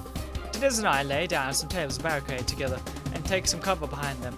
This way we can buy some time as we discuss our plan, ignoring the sounds of projectiles hitting against the tables. A little bit too old to be a grade schooler, don't you think? Hey, you let him sign up. This is your fault. Why did you let someone like him sign up? It's a pretty convincing costume if you don't pay too much attention. He has a recorder and everything. That makes him stand out even more. Why would anyone bring a recorder to a survival game? The minigun's engine stopped rotating, and the terrible noise it made was silence. Dinners and I look at each other puzzled, each without saying another word. We try to take a peek of the wooden blockade. Enemy pulls one of his hands up to his pockets and pulls out a round object with two of his fingers, throwing it in the air before hitting it with his recorder like a home run. Whatever it is falls next to us. Oh, I see. They wanted to bat grenades. That's funny. Son of a... Somehow we managed to leap our way in time to take cover before the grenade explodes. The precarious state of the cluster and played in our favor. Nice. There are a lot of places for us to hide. At that moment, taking advantage of the time it takes for him to start shooting against. My teammates and I nod to each other, convinced that we won't have another chance like this. We counterattack. We run around from our hiding place, ready for our weapons, and then start an all-out assault against the target that we couldn't possibly miss. We stop our fire soon afterwards. We're now confident of our victory, but once the smoke clears up... Does he have a health bar? Yes! The minigun barrels start rotating once again, forecasting another burst of projectiles. And if that wasn't enough, when I try to pull the trigger of my submachine gun, it makes a clicking sound. Out of ammo! This is the type of moment where I usually wouldn't be able to do anything. Every idea collapses in my mind and I can't think clearly under this much pressure. But not this time. I'm able to look around me calmly, check who's close, and analyze the situation as its present moment. My mind should be immense in chaos right now, yet I'm having a lucid moment like no other that I've had in my entire 7 years. I have to grasp this opportunity. Level 3. It's all I need to say to cause Dennis to nod in agreement. We jump out from different directions, crawling along the ground, and behind furniture we manage to stay alive, and so we turn to confront the Baldy. The two of us have both played enough of the first-person shooter from the arcade to know what that means by level 3. No moments how strong or intimidating your enemy is. They can only shoot one target at a time, since Dennis is the only one of us with ammo. It's his job to offer cover, so that I can move about freely. Meeting my own expectations, I managed to locate the flaming doodles I wanted to see in one of my desks. I may not be the king anymore, but my talent hasn't been lost. Get ready. I run towards the desk and jump on top of it, steering in the direction of Stocky Boulder's directions. This strange would be totally impossible on a normal desk, but this is the case in the one. I sought out Oz's desk specifically, knowing it would be modified. Don't underestimate the power of Sled Desk! Sled Desk! I charged straight into the giant before he has a chance to react. His body collapsed on top of the mountain, desks and chairs as he tossed around the room when he first entered. But that isn't all there is to my plan. I know that there needs something else to put a stop to him. I have to steal one of the grenades located near his waist. Thanks to my exceptional sleight of hand, seasons from many years of cheating in poker games, I managed to snatch one of the grenades from his belt. I turn around and head in this direction, trying to ignore the extreme pain I feel in my right leg. The grenade flies across the room and over my head until it finally falls into the direction of Bodhi's chest.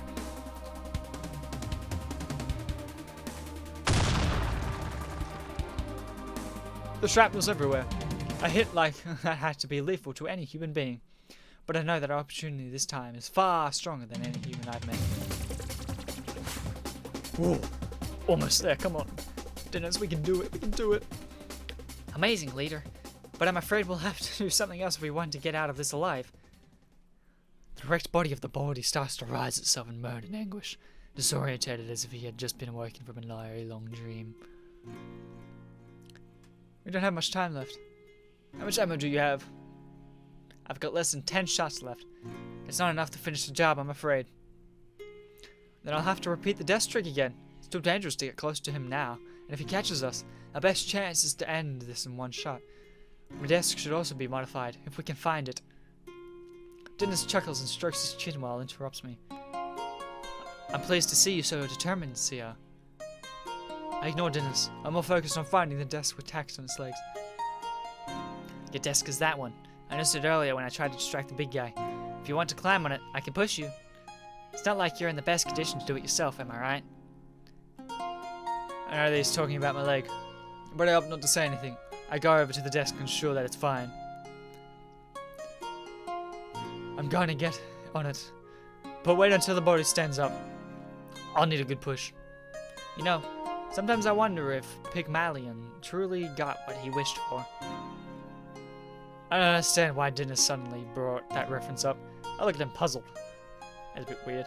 I remember that Pygmalion was the protagonist of the myth that he mentioned during one of the committee meetings. A man creates a statue, falls in love with it, and then it comes to life as he wished. Alright. It's not like magic or gods actually exist. If that story had really happened, it'd be easier to believe that it was thanks to the king's situation that he managed to make his dream come true. He probably had an entire court of nation under his control. It'd be fairly simple for him to find someone that looked similar to the statue and accept her as his lover, right? But the story that presents generational recalls is the one where love creates a miracle, a happy ending without lies, no matter how well-meaning they might have been. After all, he will forever be remembered as a romantic. The fact only confirms that his subjects probably loved him a lot, since they remembered him in such pleasant ways.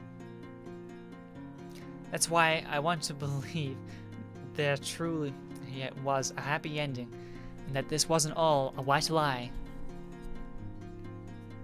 If there exist bad moments to start reflecting on irrelevant stories, it's pretty obvious that Dennis picked the worst of them all. He smiles at me in a way that I don't know how to respond. Meanwhile, the huge beast that I could barely knock down earlier finally rises up once again. Woo! Oh, so that's what you're missing.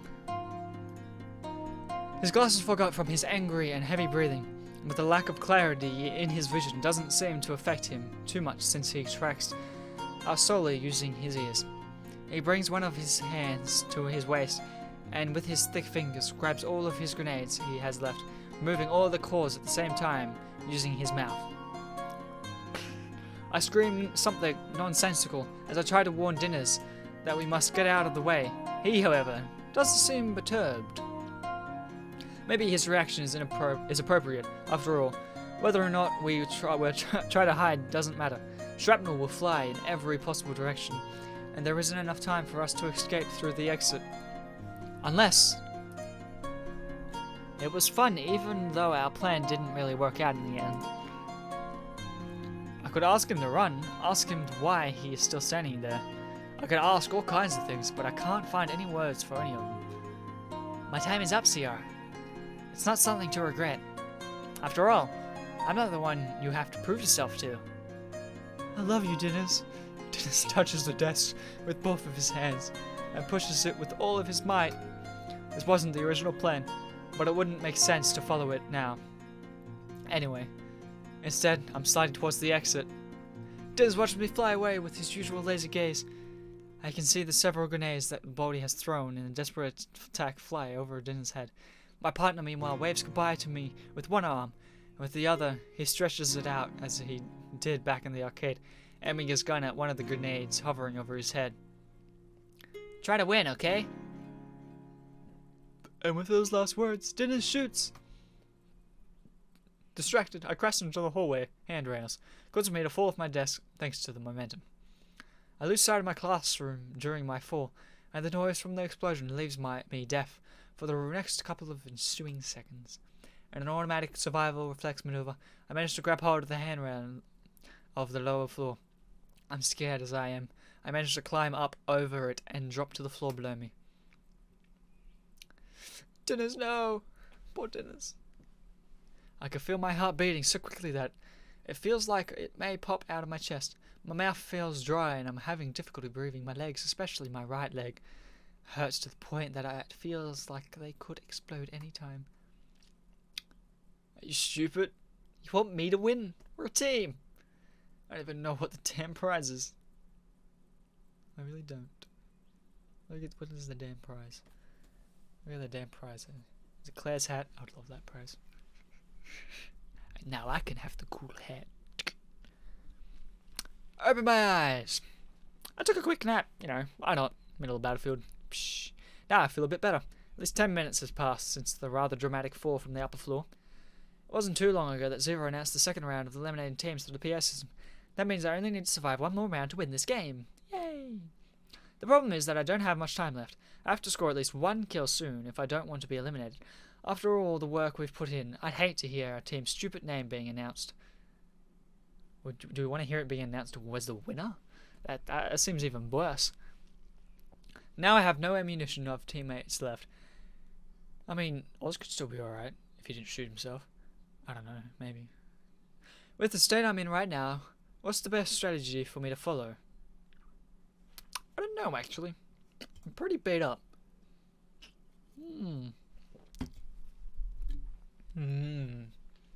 The school is deserted, not a single soul around. I managed to climb down to the first floor without meeting any resistance. Nice. It's normal if there are not to be many players left now. Chances are, those who have already managed to fill their kill quota now lay in hiding, waiting for their timer to run out. However, the situation is abnormal. I would have expected to at least find one or two teams barricaded somewhere in here, but it's as if they've all disappeared into thin air for some reason. Hello? Anybody here? It's stupid of me, but I call out loudly. Even if someone hears me, I doubt they'll greet me or reveal themselves. Ah! Someone assaults me from behind with the butt of the rifle. No. Then disarms me by throwing my submachine to the floor and forces me against the nearby door with a kick. The cold barrel of the rifle against my forehead. On the other end of the firearm, there's a feminine figure whose distinct laughter echoes throughout the lobby. Go figures. I can't believe it's you, CR. What were you thinking, giving away your position like that? Even though she looks happy to see me, Luce asks me to raise my hand and forbids me from making any false moves. I couldn't wait any longer to see you, Luce. Please understand. Were you so desperate that you had to offer your life to me? I'm sorry, but the gentleman's role doesn't suit you. Are you sure? What if I told you that this was part of my plan? Now, Oz! Of course, Oz won't show up. Luce doesn't even react. My plan is to distract her, but all I manage to do is to force her to push her rifle against my forehead, with it even more force. That's going to leave a mark. Who in their right mind would announce an ambush? Do you think I was born yesterday? It always worked in the movies. Do you always have to make a fool of yourself when we're together, or what? Although, from all the time without seeing each other, I was expecting something even worse from you. Better! People usually expect better from others, lady. I'm a realist. It comes to you. I'm a realist when it comes to you. And here's another fun fact. I'm going to shoot you right now. You don't have any teammates hiding around here, so you're useless as a hostage. Ah, I see.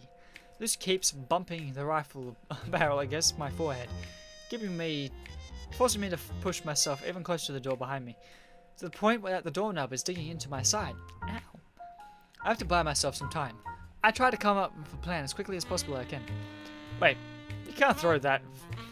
You can't know that for sure. What if they're fighting your team right now? Can you afford that risk? That's impossible. Did someone wipe out your team already? Yeah, I did it myself. I put bullets in both of their backs as soon as the first round started. Are you crazy? Yes. It's not my fault. It's because of this game's format. Ziva made it this way so it destroyed teams from the inside. What are you saying? Haven't you realized it yet? They only gave us 2 weapons for teams of 3. They gave us almost no ammo. The rules say that your team needs to at least 1 kill per round to survive the game, but doesn't specify which kind of kill. There are 3 rounds with several teams of 3, so everyone was worried that their own teammates would betray them after the first round, especially when the winner gives points to their respective school. But these teams can't include students from both schools at the same time. Not to mention that the big prize is exclusive to only 1 winner, so individual points are more important than team points if you want to win that prize. Killing your team also helps to wipe out the competition for it. Can't you see? This game is evil. Ziva has tried to provoke us since the very beginning. I had to finish my own team off before they could do the same to me later. That explains why everything's so weird. Now I understand why we saw players from same teams fighting amongst themselves. Us guys don't fall for that kind of trickery anyway. It's totally a woman thing, that with your evil thoughts. Yeah, us guys together were to save your taunting. You won't distract me with your sexism, especially not after everything I've seen here today. It's all thanks to those teams betraying each other that I've managed to clean this floor off. You should have seen how they all tried to run away and go up the stairs. My second attempt to distract her fails. Everyone always falls for sexism, and now the worst part is that I suspect that this woman is some kind of insane psychopath. My back hurts more and more due to the doorknob digging into my back, and I realize that there's something weird about it. So I try to turn in a stealthy while I keep trying to make Luce continue talking. That explains why the 4th floor was basically hell. You seriously are the alpha and omega of problems, Luce. I'll take that as a compliment. Now, if you'll allow me... Wait a second, just one last thing. What is the damn prize everyone keeps talking about? Why is everyone so freaking obsessed with it? Your attempts to buy time are getting worse here, as if there's anyone who doesn't know about it. But I'm serious. Farewell. This pulls the trigger. But I managed to avoid the bullet in time. I fall down. It's only thanks to the fact that she was aiming at my forehead that she missed me by a hair. Literally. You should not aim at the forehead. Now you know, kids. If you're going to shoot someone, always aim for the heart. That way there's less margin for error. Shooting people is bad, so don't follow Ciara's advice under any circumstances. This is a disclaimer. Don't go shooting people at all. I used my weight to my advantage to turning the knob. As I fall, I managed to open the door behind me and roll inside the room as soon as I hit the floor. Inside, it's totally pitch black, causing Luce to miss another shot due to the surprise that this turn of events creates. To be fair, the room is always locked, so I'm really lucky that I managed to open the door. Before Luce finds the light switch, I managed to conceal myself behind many rows of seats in a large room, making it almost impossible for her to find me. We're in the auditorium.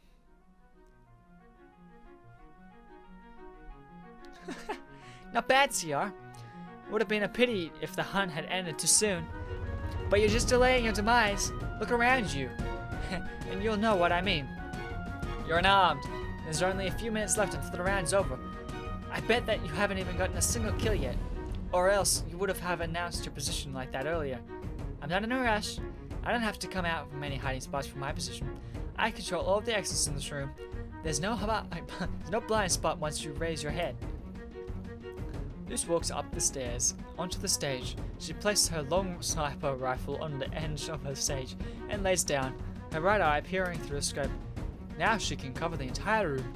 There isn't a single area that out of her sight. Her facial expression, and now she's happily swings her legs back and forth, reflect her privilege. Since that basketball game, I've always wanted to settle our score, you know.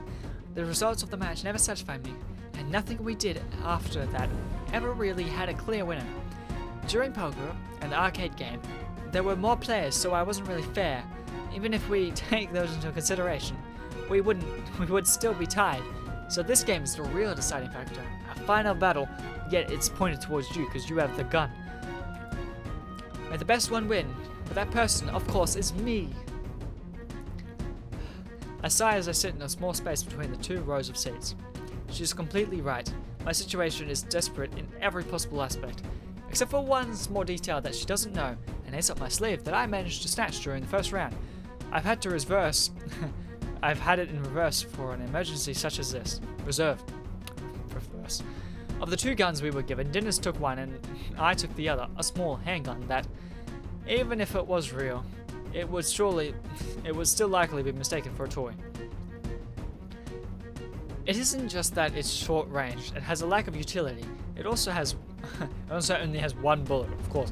1 single bullet left. I can't afford to miss this shot. There was little I could do with a gun like this before. Now at the distance, and against a sniper, my chance of victory is negligible, if not entirely impossible. There's no way, huh? Ho ho ho. Luce is humming softly, pleased to have the situation under control. Her eyes alternate between the 2 sides of the room, especially the doors leading to the hallway that I inevitably have to take if I want to fight or run. In the corner of her eye, she detects some sort of movement and shoots it down by following her instincts and using pure talent, without even knowing what it actually was. Did I hit it? Huh. As soon as she's done shooting, she senses something moving in the opposite direction, but by the time she's done reloading, it's already too late. A bit afterwards, a small object appears between some of the seats. This time, a few rows in front of where it happened last time. She shoots at it in crushing reflex and skills. It doesn't matter if she only saw it for a second, she manages to notice what it was this time. Is that a shoe? Haha. Taking the advantage of her gun, being bolt-action rifle, I know I only have a few seconds between each shot, giving me that much time to move freely while she reloads. Knowing her personality, she always acts before thinking first, so I used my shoe to bait her, to make her waste her a couple of bullets while I tried to reduce the distance between us. It's like an extreme version of a red light, green light. Unfortunately, I knew I wouldn't have too many more chances to trick her once she realized what I was doing. Did you just throw your shirt too? It's not the first time I've seen you half naked, but could you at least try to be a little more romantic about it?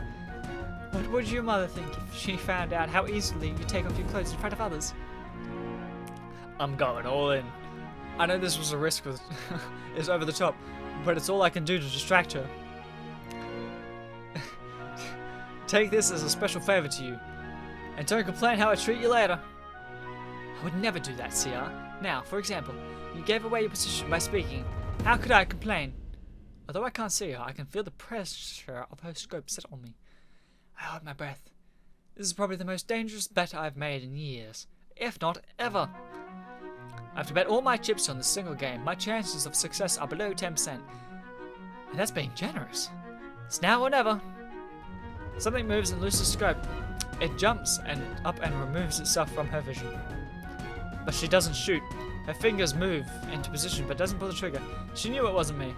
Now she's waiting for the moment that I come up. But I don't move. I stay in place, immobile, awaiting for my opportunity. The reason I spoke earlier was to hide the noises I was making. By making her talk as well, I was able to discern her current position. Several seconds later, the latest flying object I'd thrown falls where I'd hoped it would. Ah, what's this? These are your pants! Goes even better than I expected. My pants fall in front of Luce's face, temporarily blinding her. Scared from the revelation, she jumps back when it stands up, then runs several feet back as she tries to shove my pants away from her as if they're cursed. She, of course, forgets to pick up her rifle and blushes and complains as I take the opportunity to jump on stage and aim at her. And no, I won't make a dirty joke about pistols while I'm only in my underwear. I'm not that uncouth. Where did you get that gun? Why did you throw your pants in my face? Are you crazy? They're just pants, not a weapon of my destruction. Well, if it were Oz's pants, then maybe. Those must be disgusting, but not mine, lady. This stage is big enough that it makes any escape attempt impossible without giving me time to shoot her down first. Behind her, there was only cardboard sets of different scenery. They were used for the plays, and that some of the drama classes enacted. She has nowhere to flee, but there's still some distance between us, considering what my weapon is, and that I only have one bullet to shoot with. I tried to close the distance between us. Don't even try it. That's not the issue here. Well, not the biggest issue at least. Well, it is, but no, what I meant. What I meant was that you just can't go throwing your pants at a girl like that. Who was a stripper or something. Try to have more consideration. Who cares? We've done worse things in the past. I don't know, so you've made things 1,000 times worse.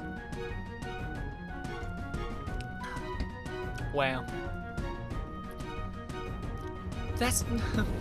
But that was before, not now. You could at least think about what you're doing at this point. At this point? What do you mean? Don't make me say it out loud. You know what I mean? Luce blushes more than before and takes a step back, unable to look me in the eye. I think I'm close enough to shoot her, but I hold off on it when I notice her acting in a way that I've never seen before. I don't know what you mean, what you were talking about. You're inconsiderate, Sia. Since the day at the restaurant, I haven't even seen you. What would be so hard to do? I don't know, come by and say hi? Because we didn't hang out over the past weeks. You're the one who wanted to focus on studying. That doesn't mean that you couldn't come up with an excuse. One day, you sneak into my classroom to see me, and the next, forget about it. I don't know what's to think. What are we talking about? Where's my adrenaline's being sucked out? I've already told you that I didn't. Well, it doesn't matter. There's nothing to think. I can't believe that we're discussing this in the first place. My thoughts, exactly. I put my finger on the trigger and start to gently pull it. At least I was taking our relationship seriously, Sia. Wow. Wow. Wow. My vision clouds. The always sarcastic voice of Luce is sweet for once. Her tearful eyes take control of my body, and it refuses to something. My gun shoots its own volition. The small plastic board diverts from its course, passing by one of Luce's cheeks. Her face instantly breaks into a wide grin, an evil grin, that no other human would be able to imitate. She disappears in the blink of an eye, and once again I'm disarmed, fall to the floor, face up without any chance of escaping once she sits on top of my naked abdomen, putting pressure on me with the full weight of her body. I can hear the click of the rifle as it points directly at my chest, proving that Luce won't make the mistake twice, followed by her usual laugh that would drive anyone crazy. You're so naive, Sia. You aren't the only one who can distract their enemies with words, nor the only one who can conceal another gun on them in case of an emergency. I guess you won't let me say my last words in this situation, will you? Who smiles. She clears away her hair, covering her face with an arrogant gesture, and gives me a genuine, affectionate expression. I'm glad to see you again, Sia.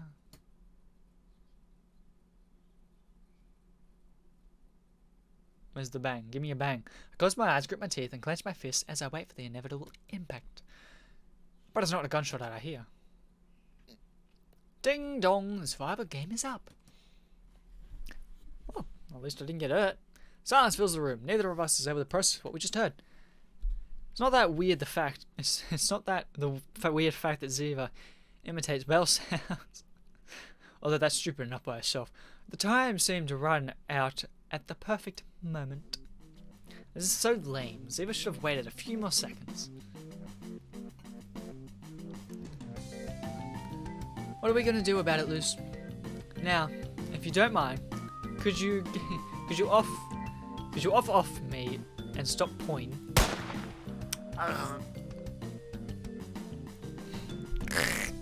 Why'd you shoot me? Although time is up, I don't escape being shot point blank in the chest. It leaves me in a state of near death for a while. In the meantime, Lucy gets off me, disappointed. That's all. I hope all of you had fun. Now all of you can come back to the fields and give back all your equipment you were given. And also check the scores. See you later. Ziva's message through the loudspeakers is finished. Something odd catches my attention. She didn't mention my team amongst those who were eliminated. Ooh. Are you absolutely sure you didn't shoot anyone? Maybe with a stray bullet? Impossible. I mean, I did try to shoot them through the wall, didn't I? Whoops. Got rid of my music. Impossible. I only have one bullet for the rest of the round, and I used it against you just a moment ago. Lucy and I took off to the side together, looking towards the cardboard sets at the end of the stage. We were closer and find a small hole in one of them. Is there someone hiding behind that? I see. That explains why the door to this room was open. So that means that behind here there's... We took a look behind it, and on the floor we find a guy with his hands on his forehead, trying to contain his pain. The bullet went through the cardboard and hit him directly. It was eliminated, and also saved me in the process. I knew it! I had the cheat code through the walls turned on. I knew it! Yes! I don't know what you're talking about, but stop jumping and put your pants on, please. 1,000 lies. Man, what a segment. What an all-out war. I reckon every school should do this. The prize. The prize. The sun is high in the sky, at its zenith when we leave the building. Do we win? Is it going to be Claire who wins? That'd be weird. Could be Oz. Lots of volunteers are distributing drinks and attending to the audience. They seem to be even more diverse in age now. Probably because of the happy atmosphere, Luce walks around enthusiastically, bringing me up to speed on everything that's happened to her in the past few weeks. Mostly tests and her future. I nod and give her short answers from time to time. Once we reach the field, she goes to look for Ziva. I'm pretty sure that Luce is the one with the largest point score from the shooter survival competition. Then one of the volunteers comes over to me and offers me a bottle of water so cold that it's obviously she's made sure not to take it out of the freezer until just now. Congratulations on surviving through the competition, Sia. Although it seems to be luck more than anything. Yeah, I still got shot. I see you're as direct and brutally honest as ever, Claire. Telling the truth is one of my strong points. Claire tilts her head and smiles, yet quickly flashes a sad expression across her face that I'm sure only I notice. It might have been thanks to Oz and dinners that I managed to get past the first 2 rounds, but I think I had too difficult a handicap in the 3rd round. I don't consider myself to be lucky in that regard. In any case, I think what Dinners did was unnecessary. We could have just kept going together if things had been a bit different. Dinners? That guy isn't normal. He will never change. Claire seems to grow reluctant whenever his name comes up. She sighs, thinking about what she should say. Anyway, anyone else would have betrayed you in his position.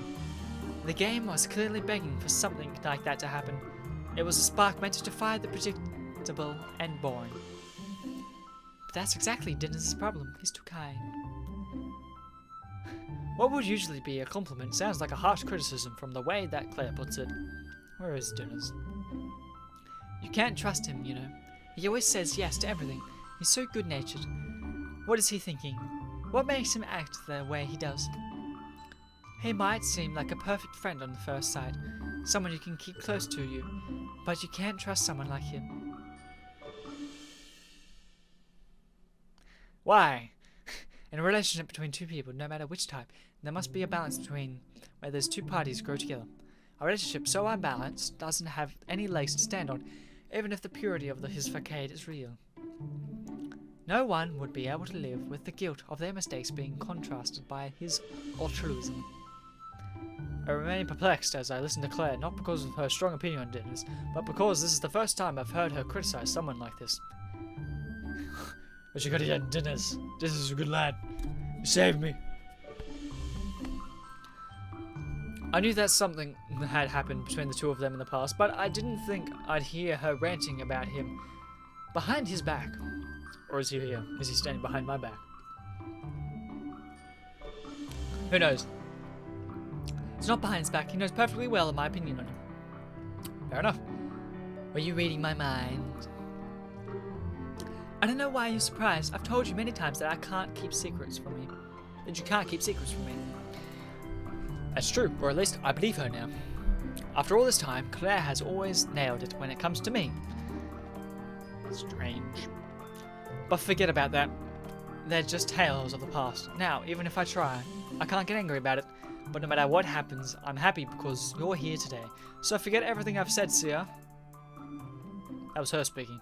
Claire's pure innocent smile reflects her authenticity. It leaves me thinking, and I realize that I'm always the one who asks her to open up to me. She's the one who talks about her feelings and opinions without restraint. There are still some times when it's frightening, but it's gotten more and more obvious that her words are always sincere. As a consequence, I feel like I should open up to her as well. Hey, Claire, there's something I want to... Endine! Have you seen Oz? I've been looking for him everywhere, and he isn't answering when I whistle to him. It is strange. Ziva walks up to me with Luce in tow, inconsiderately interrupting Claire and I, even though she's more interested in playing with her phone than listening to me. Seriously, is today National Interrupt Ciaran Day, and I wasn't informed? I haven't seen him, nor do I care. Since when have you called him by whistling? Is he a dog now or what? No. A dog? I never treat him like that. Sorry, I meant your dog, not a dog. Then yes. Listen, Sia, can you believe that in the end the prize goes to the MVP of the game, but only if they belong to the winning school? If I had known that when I wow. Are we gonna win? Is it gonna be ours? I get the feeling it can't be me. If I'd known that, then I wouldn't have killed my teammates. All that effort was totally wasted if my school loses in the end. Yep, the MVP. And who decides who gets that title? Me, obviously. Nepotism, in its purest form. I see. I'd complain, but I still don't know what the prize is. You really don't know? I thought you were stalling when you asked me back during the competition. Not everything I say is a lie. Sometimes my intentions are honest. Though rarely. Mine are too, but I doubt you even realize it. The tone of Luce's last sentence is filled with annoyance. She lowers one of her arms to her hips and swings them back and forth. You're asking what the prize is, Endine? Yes, I am. The prize is what you fought for, the motivation that brought you here, and what you want to show the world and therefore to yourself. What happened today is a canvas of what to paint and what you wish to become. It's a challenge that will decide your fate and a great memory that we'll all share no matter what happens. But seriously, jeez, you could have at least gone with it a little. I want this event to be important and memorable, and I want to know what the prize is. If you tell me the prize is this power of friendship, I'll believe you. For real? No. I don't know why I even tried. In any case, I'll tell you. It was really hard to procure, so you probably won't believe me. But the prize is it my figure? The PA system suddenly activates and sets off an annoying sound that makes everyone around us raise their heads. By the way, I should mark National Interrupt Ciaran Day down on the calendar so that I can kill myself before it happens again next year. What are you doing here? A familiar voice resounds from the field. Alkaziva, wondering if this was another one of her plans. From her face, I deduce that she knows as little as I do. I can't wait any longer, Oz! A second female voice can be heard, although it's more distant than the first. Oz, don't tell me that he's in the control booth. What's he doing? Although Ziva prepared it so that she was able to use the PA system from the field. Everything is connected to the control room. It's possible to use the microphone to speak from there if you know which buttons to press. Or in this case, not to press, I fear. That's Oz. He must be the only person who can get lost in his own school after having attended it for so long. But who's with him?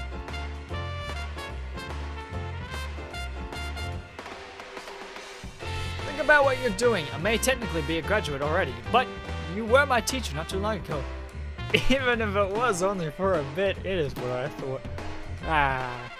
Ziv and I look at each other, wide-eyed and shocked. It's the substitute teacher!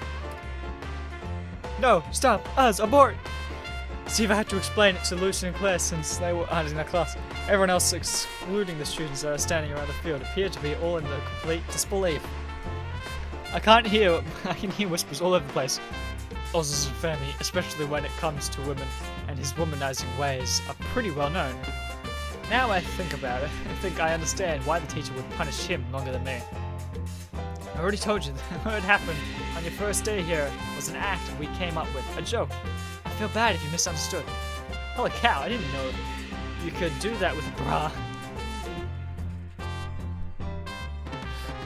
The substitute teacher's gonna be fired.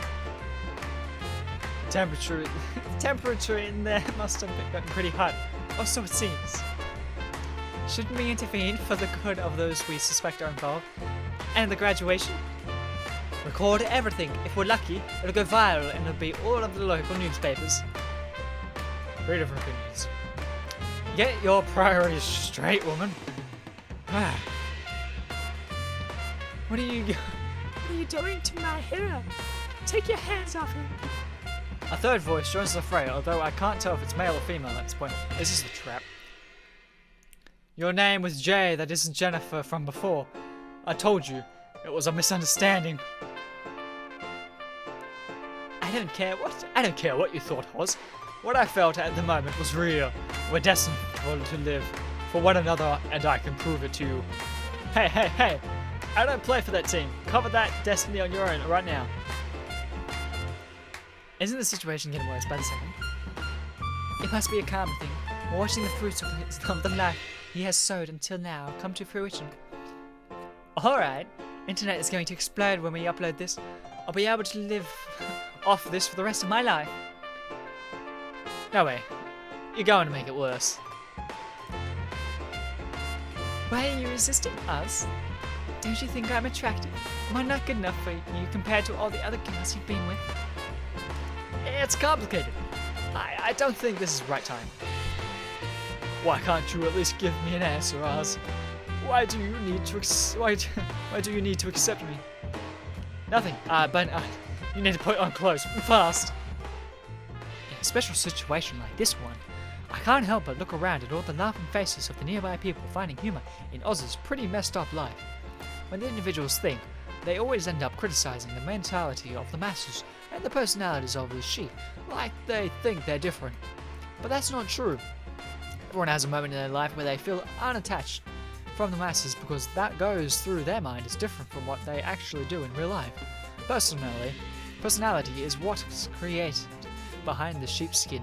Everyone's pretends to be the same as everyone else in order to join in on what also powerful groups mentality. The first rule of survival is that even on a social level, we all live through moments where we're forced into wearing the skin, even if we don't want to. The moment someone decides to stand out, when they become special, there's no different than the class clown who decides to take on the ridiculous facade to make everyone laugh. There's no problem to decide to become a different person in reaching our ideals. Society doesn't reject those individuals. In fact, I dare say that they admire them. Whose society rejects our lies? At least, those who are caught with their hands in the cookie jar anyway. The way class clowns act, the line that divides when people are laughing at you, is thin. With you or at you is thin. The class clown isn't always a class clown though. It's the same when one person acts differently in 2 situations. Why are we getting this explanation? If their explanations are met, they will all repudiate? Repudiate? I don't know. You. If you decide to change yourself each day, you will be attacked.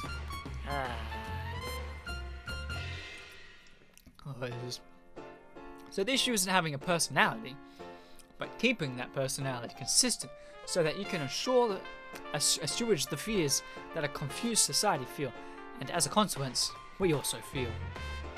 Maybe that's why excuses like parties and alcohol are just convenient ways to free ourselves from our inhibitions. Because if you have nothing... Stop right now. All those rumors about me are false, okay? It's just what people expect from me. But the truth is that I'm a virgin. No, I suspected this. The loudspeakers buzz again with another annoying noise. Anyone recording an aerial video of the school right now would surely believe that there was a flash mob where half of the members instantly decided to freeze up during the dance. It takes them a moment for them to react and start laughing. What kind of show did you put on this time, guys? I heard about the guys enacting all this weird situation, but didn't expect it to happen during graduation. I don't know when you planned this that night, but good job. Sure. Yeah, good work, I guess. The perk of being the class clown is that if people get used to your jokes and lies, everyone will be expecting them from you. And in reality, people don't reject liars or those who stand out as so long as what they have come to expect from them, even if it isn't intentional. So we get off the hook because everyone thinks it's a joke. Nice. Lucky there's no video feed. I'll do it!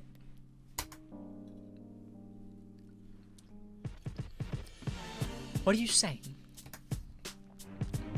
You said that it's a relay race, right? If the team's good, maybe able to help out somehow. But you'll have to make an effort and interact with other human beings, you know. Humans? The worst monsters of all. It's not like I'm going to marry them. I just have to carry a baton. How well I run depends entirely on myself, though. Don't I have an injured right leg? What the hell am I going on about? Okay, now tell me the truth. Which bet did you lose? How much money was involved? None. Who do you think I am? Ziva and the other girls look at me with distrusting eyes. How dare you? How dare they? Can you believe this? Can you believe this? Can you believe this? Well, I must admit that this is unusual for me, but I'm ready to go.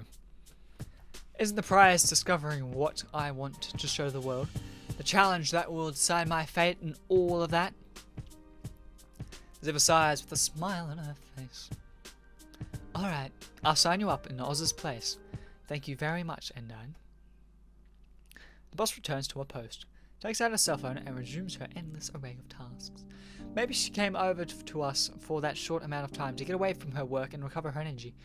Or maybe she considered checking up on us as duty that was assigned to her. In any case, Ziva always seemed to be well informed, and the reluctant attitude that she'd showed me during this past month seems to be gone now.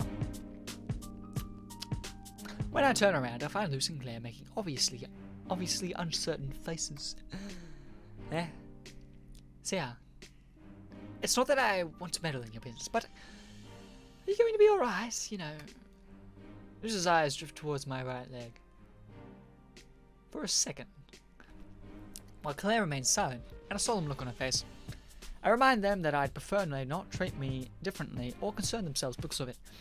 I try to make light of the situation. Okay. It's not like I care anyway. Alright. You know that my curiosity is important to me. Then your opinion, you schmuck. I find your sudden disposition pretty weird. If I knew this was going to happen, I would have also signed up to make the bite the dust. It's a pity that I won't be able to participate. Luce folds her arms, complains, and leaves. Goodbye, Luce. Over time, I've gotten used to her usual behaviour. Even if she doesn't recognise it herself, I know that it's her way of showing concern. She could at least treat everyone, not just me, like that. Time hasn't helped to reduce the aggression of that woman has for me, though, unfortunately. Lastly, Claire remains in front of me. Lost in thought. What do you think, man, Claire? Claire, what's wrong? What's on your mind? Tell me what your deep thoughts are. Noticing that the race is about to start any second, I try to bid farewell to casually, but she stops me. See ya! I watch her for a few seconds, unable to figure out what she wants to say. Break a leg! Ew. A breeze blows past the two of us. Did I hear that correctly? She said something so insane that I can't help but laugh. Isn't that what they say in show business? Why are you laughing? Watching me laugh is contagious, which causes her to laugh as well. We get to the point where our eyes start to water up. Jesus Christ, Claire, you're crazy. Way too crazy. But I guess it's not bad to see the humour in it from time to time, no matter what happens. Claire buries her face under her hat, still giggling. I think I can see her jaw move a little, as if she's swaying, saying something, but I'm unable to hear any sounds, so I decide not to overthink it. Goodbye, Claire. She brings her hand up to her chest and waves at me. I do the same for her. I know I'm leaving some things unresolved, but somehow I feel it's unnecessary to tell her in the first place. How odd is that, I wonder? This may only be a race, however, well, it doesn't matter. The race starts. I watch the guys whose name I can only barely remember run with all their might. Meanwhile, I'm taking it easy, since I'm the third to go. I don't have the pressure of being last, nor the responsibility of being first. It's kind of an advantageous. With that in mind, I can focus on running and only running. Here, where everything is taking place, there's a totally different atmosphere. During the survival competition, we were isolated, so I couldn't hear the enthusiasm, cheers of screams, and the audience in the stands. True. Come on, it's just another contest and an improvised sports festival. Why is everyone suddenly so passionate anyway? The second runner takes the baton and flies away like a bat straight out of hell. At this pace, our team can't win, and it's my turn to get ready. No one cared when we, the 6 mini idiots, wasted our time trying to organise all this. I'm not actually complaining. Our work went towards making it so that everyone could enjoy this event. It could be interpreted as our way of showing appreciation for all of the moments these people have given us, despite the intentions. Is that all? Can I make an excuse like that and be okay with it? Just because something's convenient doesn't mean that it's true. In fact, it's usually the opposite. So many people surrounding me, both friends and foes, acquaintances and strangers, people I'll never meet again, and authoritarian figures that affect my future. What do I know about what I stand to lose or gain from all this? What do I know? That's the real reason I decided to participate. Running in a solitary activity, separated from the outside world, it's something I have to do by myself. Several minutes where the entire universe, as I know it, will cease to exist. I prepare myself, and when I see my teammate approaching me, I start running. I feel the cylindrical object between my fingers and grasp it. The second its previous holder releases it, there's nothing else. It's just the track and the baton, and I start with a considerable advantage. Putting me in the lead, I try to maintain as long as possible. My performance is surreal considering my body type, but it's not good enough to handle the threat that begins to approach from me. An unknown man catches up to me. His hectic but incessant breathing is all the proof that I need that I know that he's serious about this. I'll only be a matter of seconds before he overtakes me. That doesn't affect my pace or efforts. At this point, do I have any intention of confronting him? Running is a fight against oneself. It doesn't matter who you run against or why you're doing it. In the end, your mind is the only obstacle that stands between you and the finish line. If your legs are carrying you 3 times their normal weight as you run, your mind confronts that pressure. It influences increasing exponentially. For every second that you decide not to give up, the reason each person has to justify their overextension exchanges between each situation of the person. Still, all that required is the determination to surpass your limits. What other reason do I have to strain my legs? What other reasons do I have to cover myself in sweat? What about the terrible stench coming from my armpits? The pain jolts through my legs with each step. I look at the surroundings and see observers in the stands cheering for my friends. the inexperienced MCs talking excitedly about the battle that's coming on the track. Everything is like the imitation of the tournament of the sports festival. It feels fictional, engineered towards stories and friendships and history. The thrills is passed along from one to another. It creates these types of unnecessary memories that function as the motivation for the race we all have with our lives. We need society to understand this. It's a retroactive relationship where we choose our destiny as we search out our purpose in society, even when our very purpose is the lack of one. The sham in human relationship lies within how we forge this solely for our own gain. It's an interest that defines in our egos and as necessary as the blood within us. Once we choose our role and decide that our aspirations are, we blame, and the rest of the world when it doesn't grant us our dream. We become victims of ill-defined terms like culture, nations, or even humanity, so that we don't have to accept responsibilities for our actions. But there's nothing wrong with that either. It means that we are truly free after all. Free to understand the misunderstandings, free to offend and be offended, free to deceive and to be deceived, free to run and stand still, free to be selfish. It's precisely because everyone is looking for their own path that each relationship is genuine in its own way. We usually tend to look at it from the wrong angle. That's why everyone tries to create their own space, their own reflection in society, where their freedom is to the norm, ignoring that preceded it and what those around them. We sacrifice that very freedom to create a place that's somewhere between the reality of fiction, a festival that imitates those indemonstrable ideas, making them possible, a perfect world, a utopia, a fairy tale. But fairy tales don't really exist, nor was the event created for noble reasons. Entirely innocent relationships that are deals beyond belief cannot exist in our world. Only in our lives can we find common ground. We paint our own lives as we wish, and those around us we paint with bright pink colors, or red if you're conscious of everything, if you can see through all the actions and become the biggest liar of them all. The space of my stride slows down, faster and faster. With each step, I manage to close the distance between us. With each step, I filter out the fatigue and mental weakness inside me. We're nose to nose now. My strength is superior, and my determination has no limits. I can feel the extent throughout my skin and hands. Somehow, I manage to pass the baton on.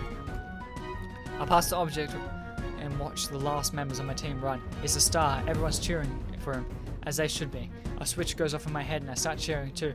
I know that we can win. No, that we will win. Across the finish line, it's our victory.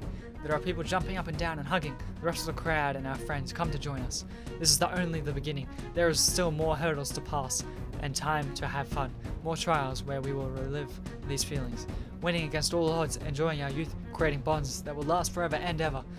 What does it matter if I don't know what the prize is? That has never mattered to me. I have already won by being here. Sorry, that was actually a lie. I hear the metallic sound near my right leg.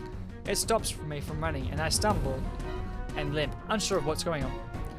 I look towards my feet and there, metal links that create a chain and the contraption is bound around my right ankle and by a shackle. What? Where the chain reaches, I don't know. It's so long that it seems to be lost in the crowd. Apparently no one even realizes it's there. I try to take another step, but the chain keeps pulling against my foot. I try again, full strength, but it's no use. All that gives in my bones, creaking as they try to escape their joints. What is happening, guys? I fall on the ground and listen to the sound of the others runners passing me by, leaving me behind. My vision dulls. I can't tell if I'm going in the right direction. Even after that, I still try to move my body, even if it only causes my legs to break. I can't do anything. I can't win. I can't see. The light is gone and darkness descends upon me. My name echoes like a hammer that's tapping against my head. The voices don't stop calling me. Everyone's asking what's going on. How I am. What's going to happen? I can't answer any of them. I can't even move. If I could answer them, there's one sentence I wouldn't be able to stop repeating. I lost. I lost. I lost. I lost. I lost 1,000 lives.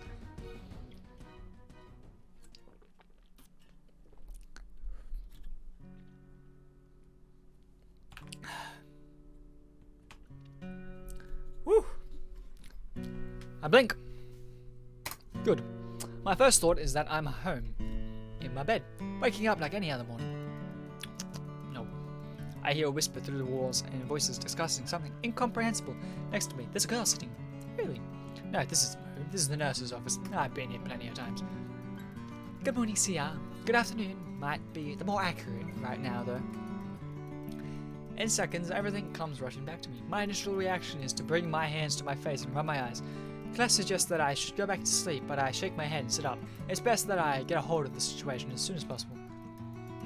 What a mess I've made, huh? She nods with a calm demeanor that somehow gives me a peace of mind.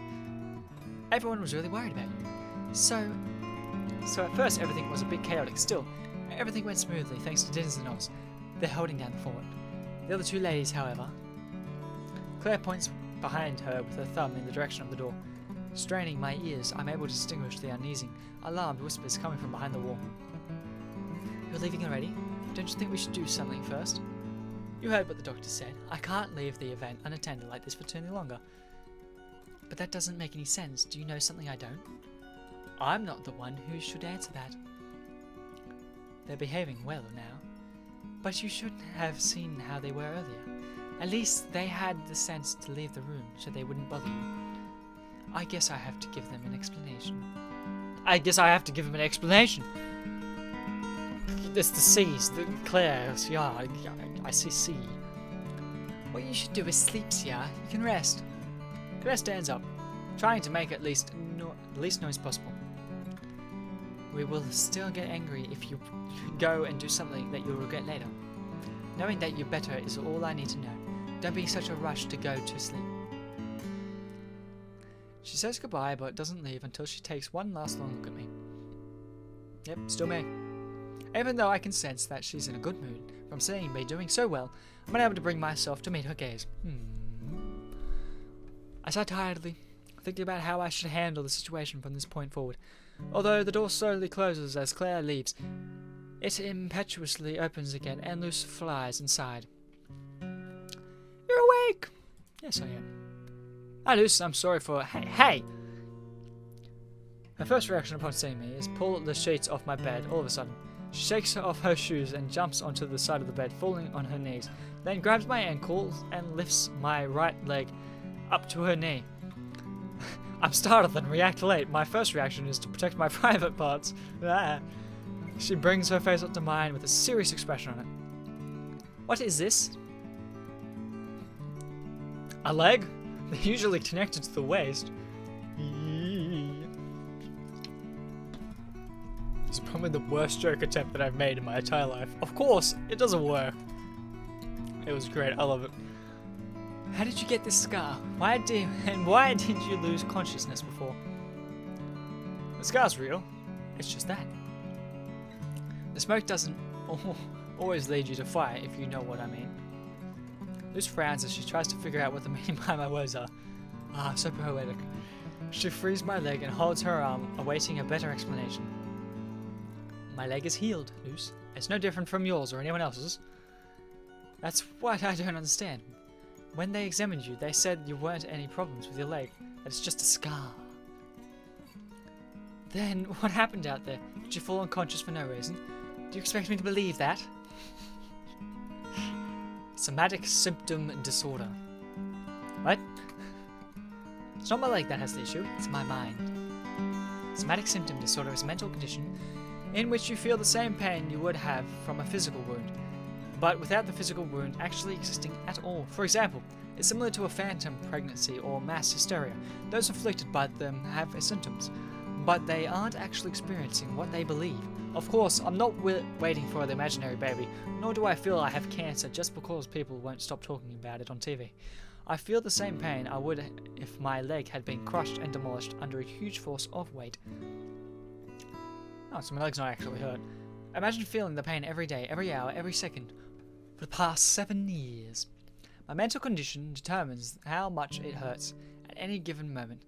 In that sense, I can do the same physical activities as anyone else, but it hurts as if I'm in hell itself. Lucy's jaw is on the ground as she listens to me, unable to act in any other way. She looks away, and I hear her whisper quietly. 7 years ago. That was the library accident. I nod without offering her any further explanation. I can almost hear the clockwork move in Luce's brain now that she knows about my condition.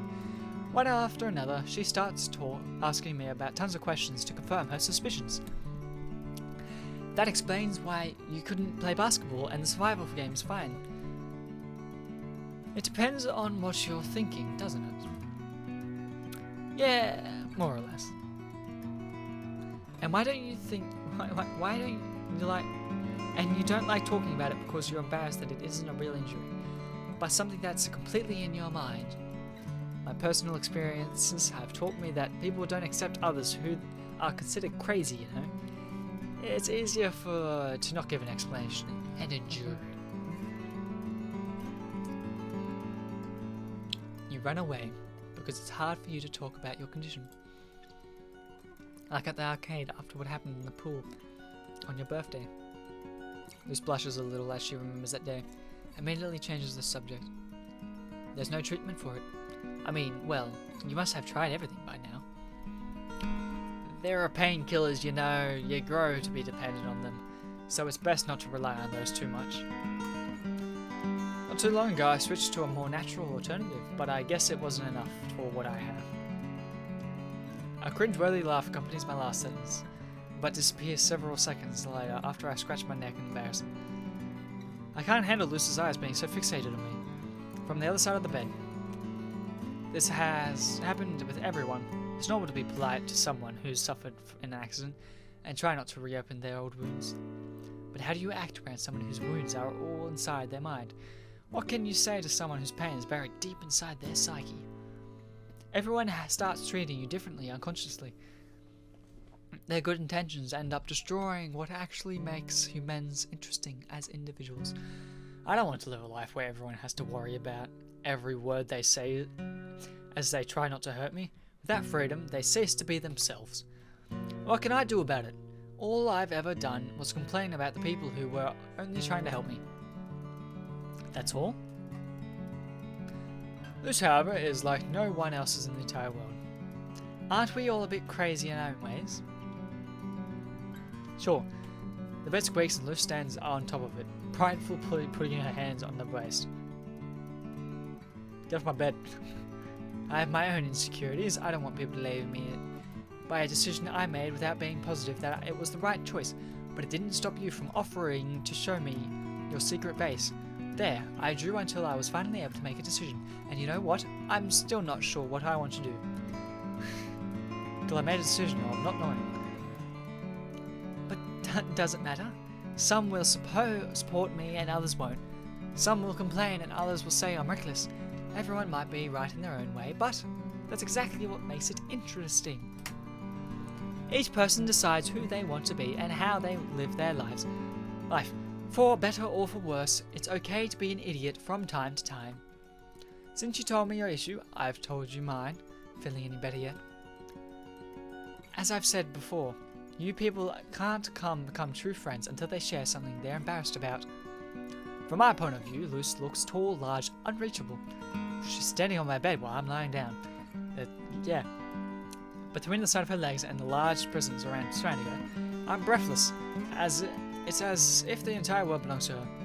I give up. All I can do is let myself fall on a pillow. You change your definition of friendship whenever it suits you, don't you? She laughs. Luce returns to the floor with a jump. She puts her shoes back on her and places a finger on her chin as she thinks. Now that I think about it, this illness of yours explains why you're so grumpy with everyone. No way, the schmuck blood just flows within you. Why do you dismiss that possibility so fast? Come on. In any case, what do you want to do? Want to go back out there? They're all busy with work right now, so I guess I should go out and give them a hand. No, not yet. I would prefer not to overdo it. You just don't want to put in any effort. Tell me something I don't know. Although we share a moment of mutual understanding, it's followed by total silence. We begin speaking at the same time, unsure of what to say. Makes us smile, even though it's cringeworthy. Setting aside our reservations, we finally say, goodbye. See you later, alright? At graduation? Yeah, sure. Yeah. Luce looks at me from the other side of the room and waves vigorously. It's a total positive reaction, the opposite of how she was when she got here. Tired, I pick up the sheets that Luce hadn't even bothered to give me back. After shaking the dirt off, I lay down the bed again and sigh. I try to close my eyes no matter how tired I am. It's impossible. It's half because of the noise coming from outside, half because I feel like I'm missing something. I move my gaze to the small table beside me. There lies an ever-loyal notebook with pen sitting on it. I pick it up, rest my back against the headboard, open the book to a new page, and start writing. My hands move naturally as if moving on in their own accord. Meanwhile, little by little, I feel more and more drowsy until finally, my eyelids drift close.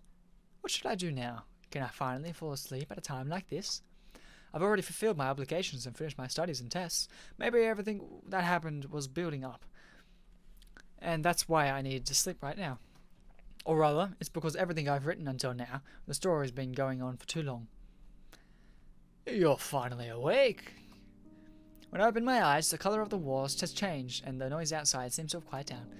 Sitting next to me is an old friend. Before I can say anything, he brings me up to speed on the day. You must be dying of starvation after skipping out on lunch. If you'd like, I could bring you some of the leftovers from the barbecue. You also missed out on the last competition. The other side won in the end, thanks to Luce's performance in the final battle. You'll freak out once you hear this. The truth is, since you've been in here, she's lost interest in playing. I don't know why, but it's all of a sudden she got motivated and managed to turn the tables. It was crazy because in one trial, we'd be doing something normal like a sack race and that kind of thing, but then in the next, we would have to prepare for a bank robbery. The bank was fake, of course. I hope at least. It's no Coke. The Coke. It's a sad day. In any case, I was the star of every competition. As you would expect, if I let Luce win the first prize, it's because I'm a gentleman, as you already know. And now we're taking a break and cleaning up after all those events. All that's left now is to get our diplomas in the auditorium later on. If you feel better, you can come by. You can come. But you'll have to eat quickly because they obviously won't let you bring food inside. I'm speaking from personal experience, obviously. This guy never seems to stop talking, although I'm not completely awake yet and didn't really hear what he was saying. He was narrating everything so passionately that it feels as if I was there myself. When I get up, I notice that my notebook and pen are missing. They should have been on my chest since I fell asleep with them on top of my chest. Instead, they're on the small table next to me again. I probably had visitor from other than Oz earlier, so I assumed that someone must have moved it aside. That reminds me of something. I interrupt my friend who's still narrating his adventures from today. Ask him for a favour, something that I should do as soon as the graduation ceremony is over. As you wish, companion. I'll get in touch with her for you. In any case, forget it. Oz seems worried for a second. Since I'm the one asking for a favour, I can't complain, so I tell him that he doesn't have to do it if he doesn't want to. No, it's not that. I don't mind. It's just weird that you're asking me for a favour. Don't look at me like that. I don't know how to react when you get serious like this. Even when you're angry, it seems like you're somehow joking. For example, all days I've been answering questions about what happened in the control booth this morning. It doesn't seem like you're curious about that at all. Sometimes I can tell if you don't care at all, or if it's just the opposite and you care too much. Don't get me wrong though, I saw you make the exact same face during the first few days of my transfer to the school too. When you've lived all around the world, you have certain expectations in the end. You believe that you'll always have to play the role in the foreigner, no matter what. You were the only one who didn't care about that.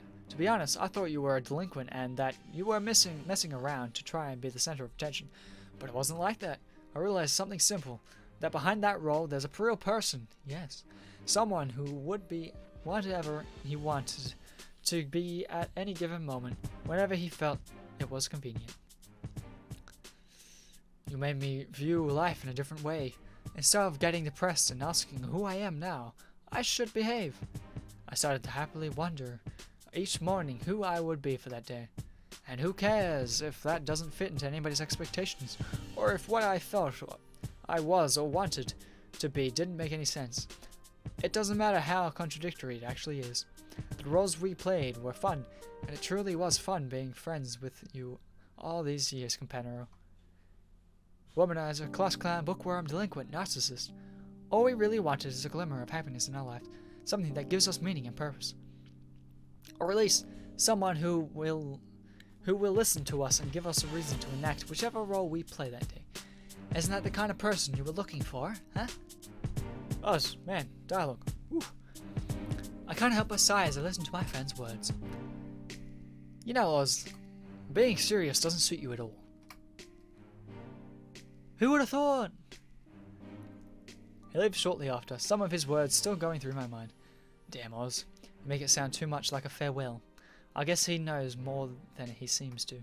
After all, we were friends all this time. Right. 1,000 lies. Whew. Man. Ah, no. No more. No more. I don't know how close we are to the end. But I'm finishing this next time. Whether that's a different video or if I'm just going to cut straight to next recording on another day.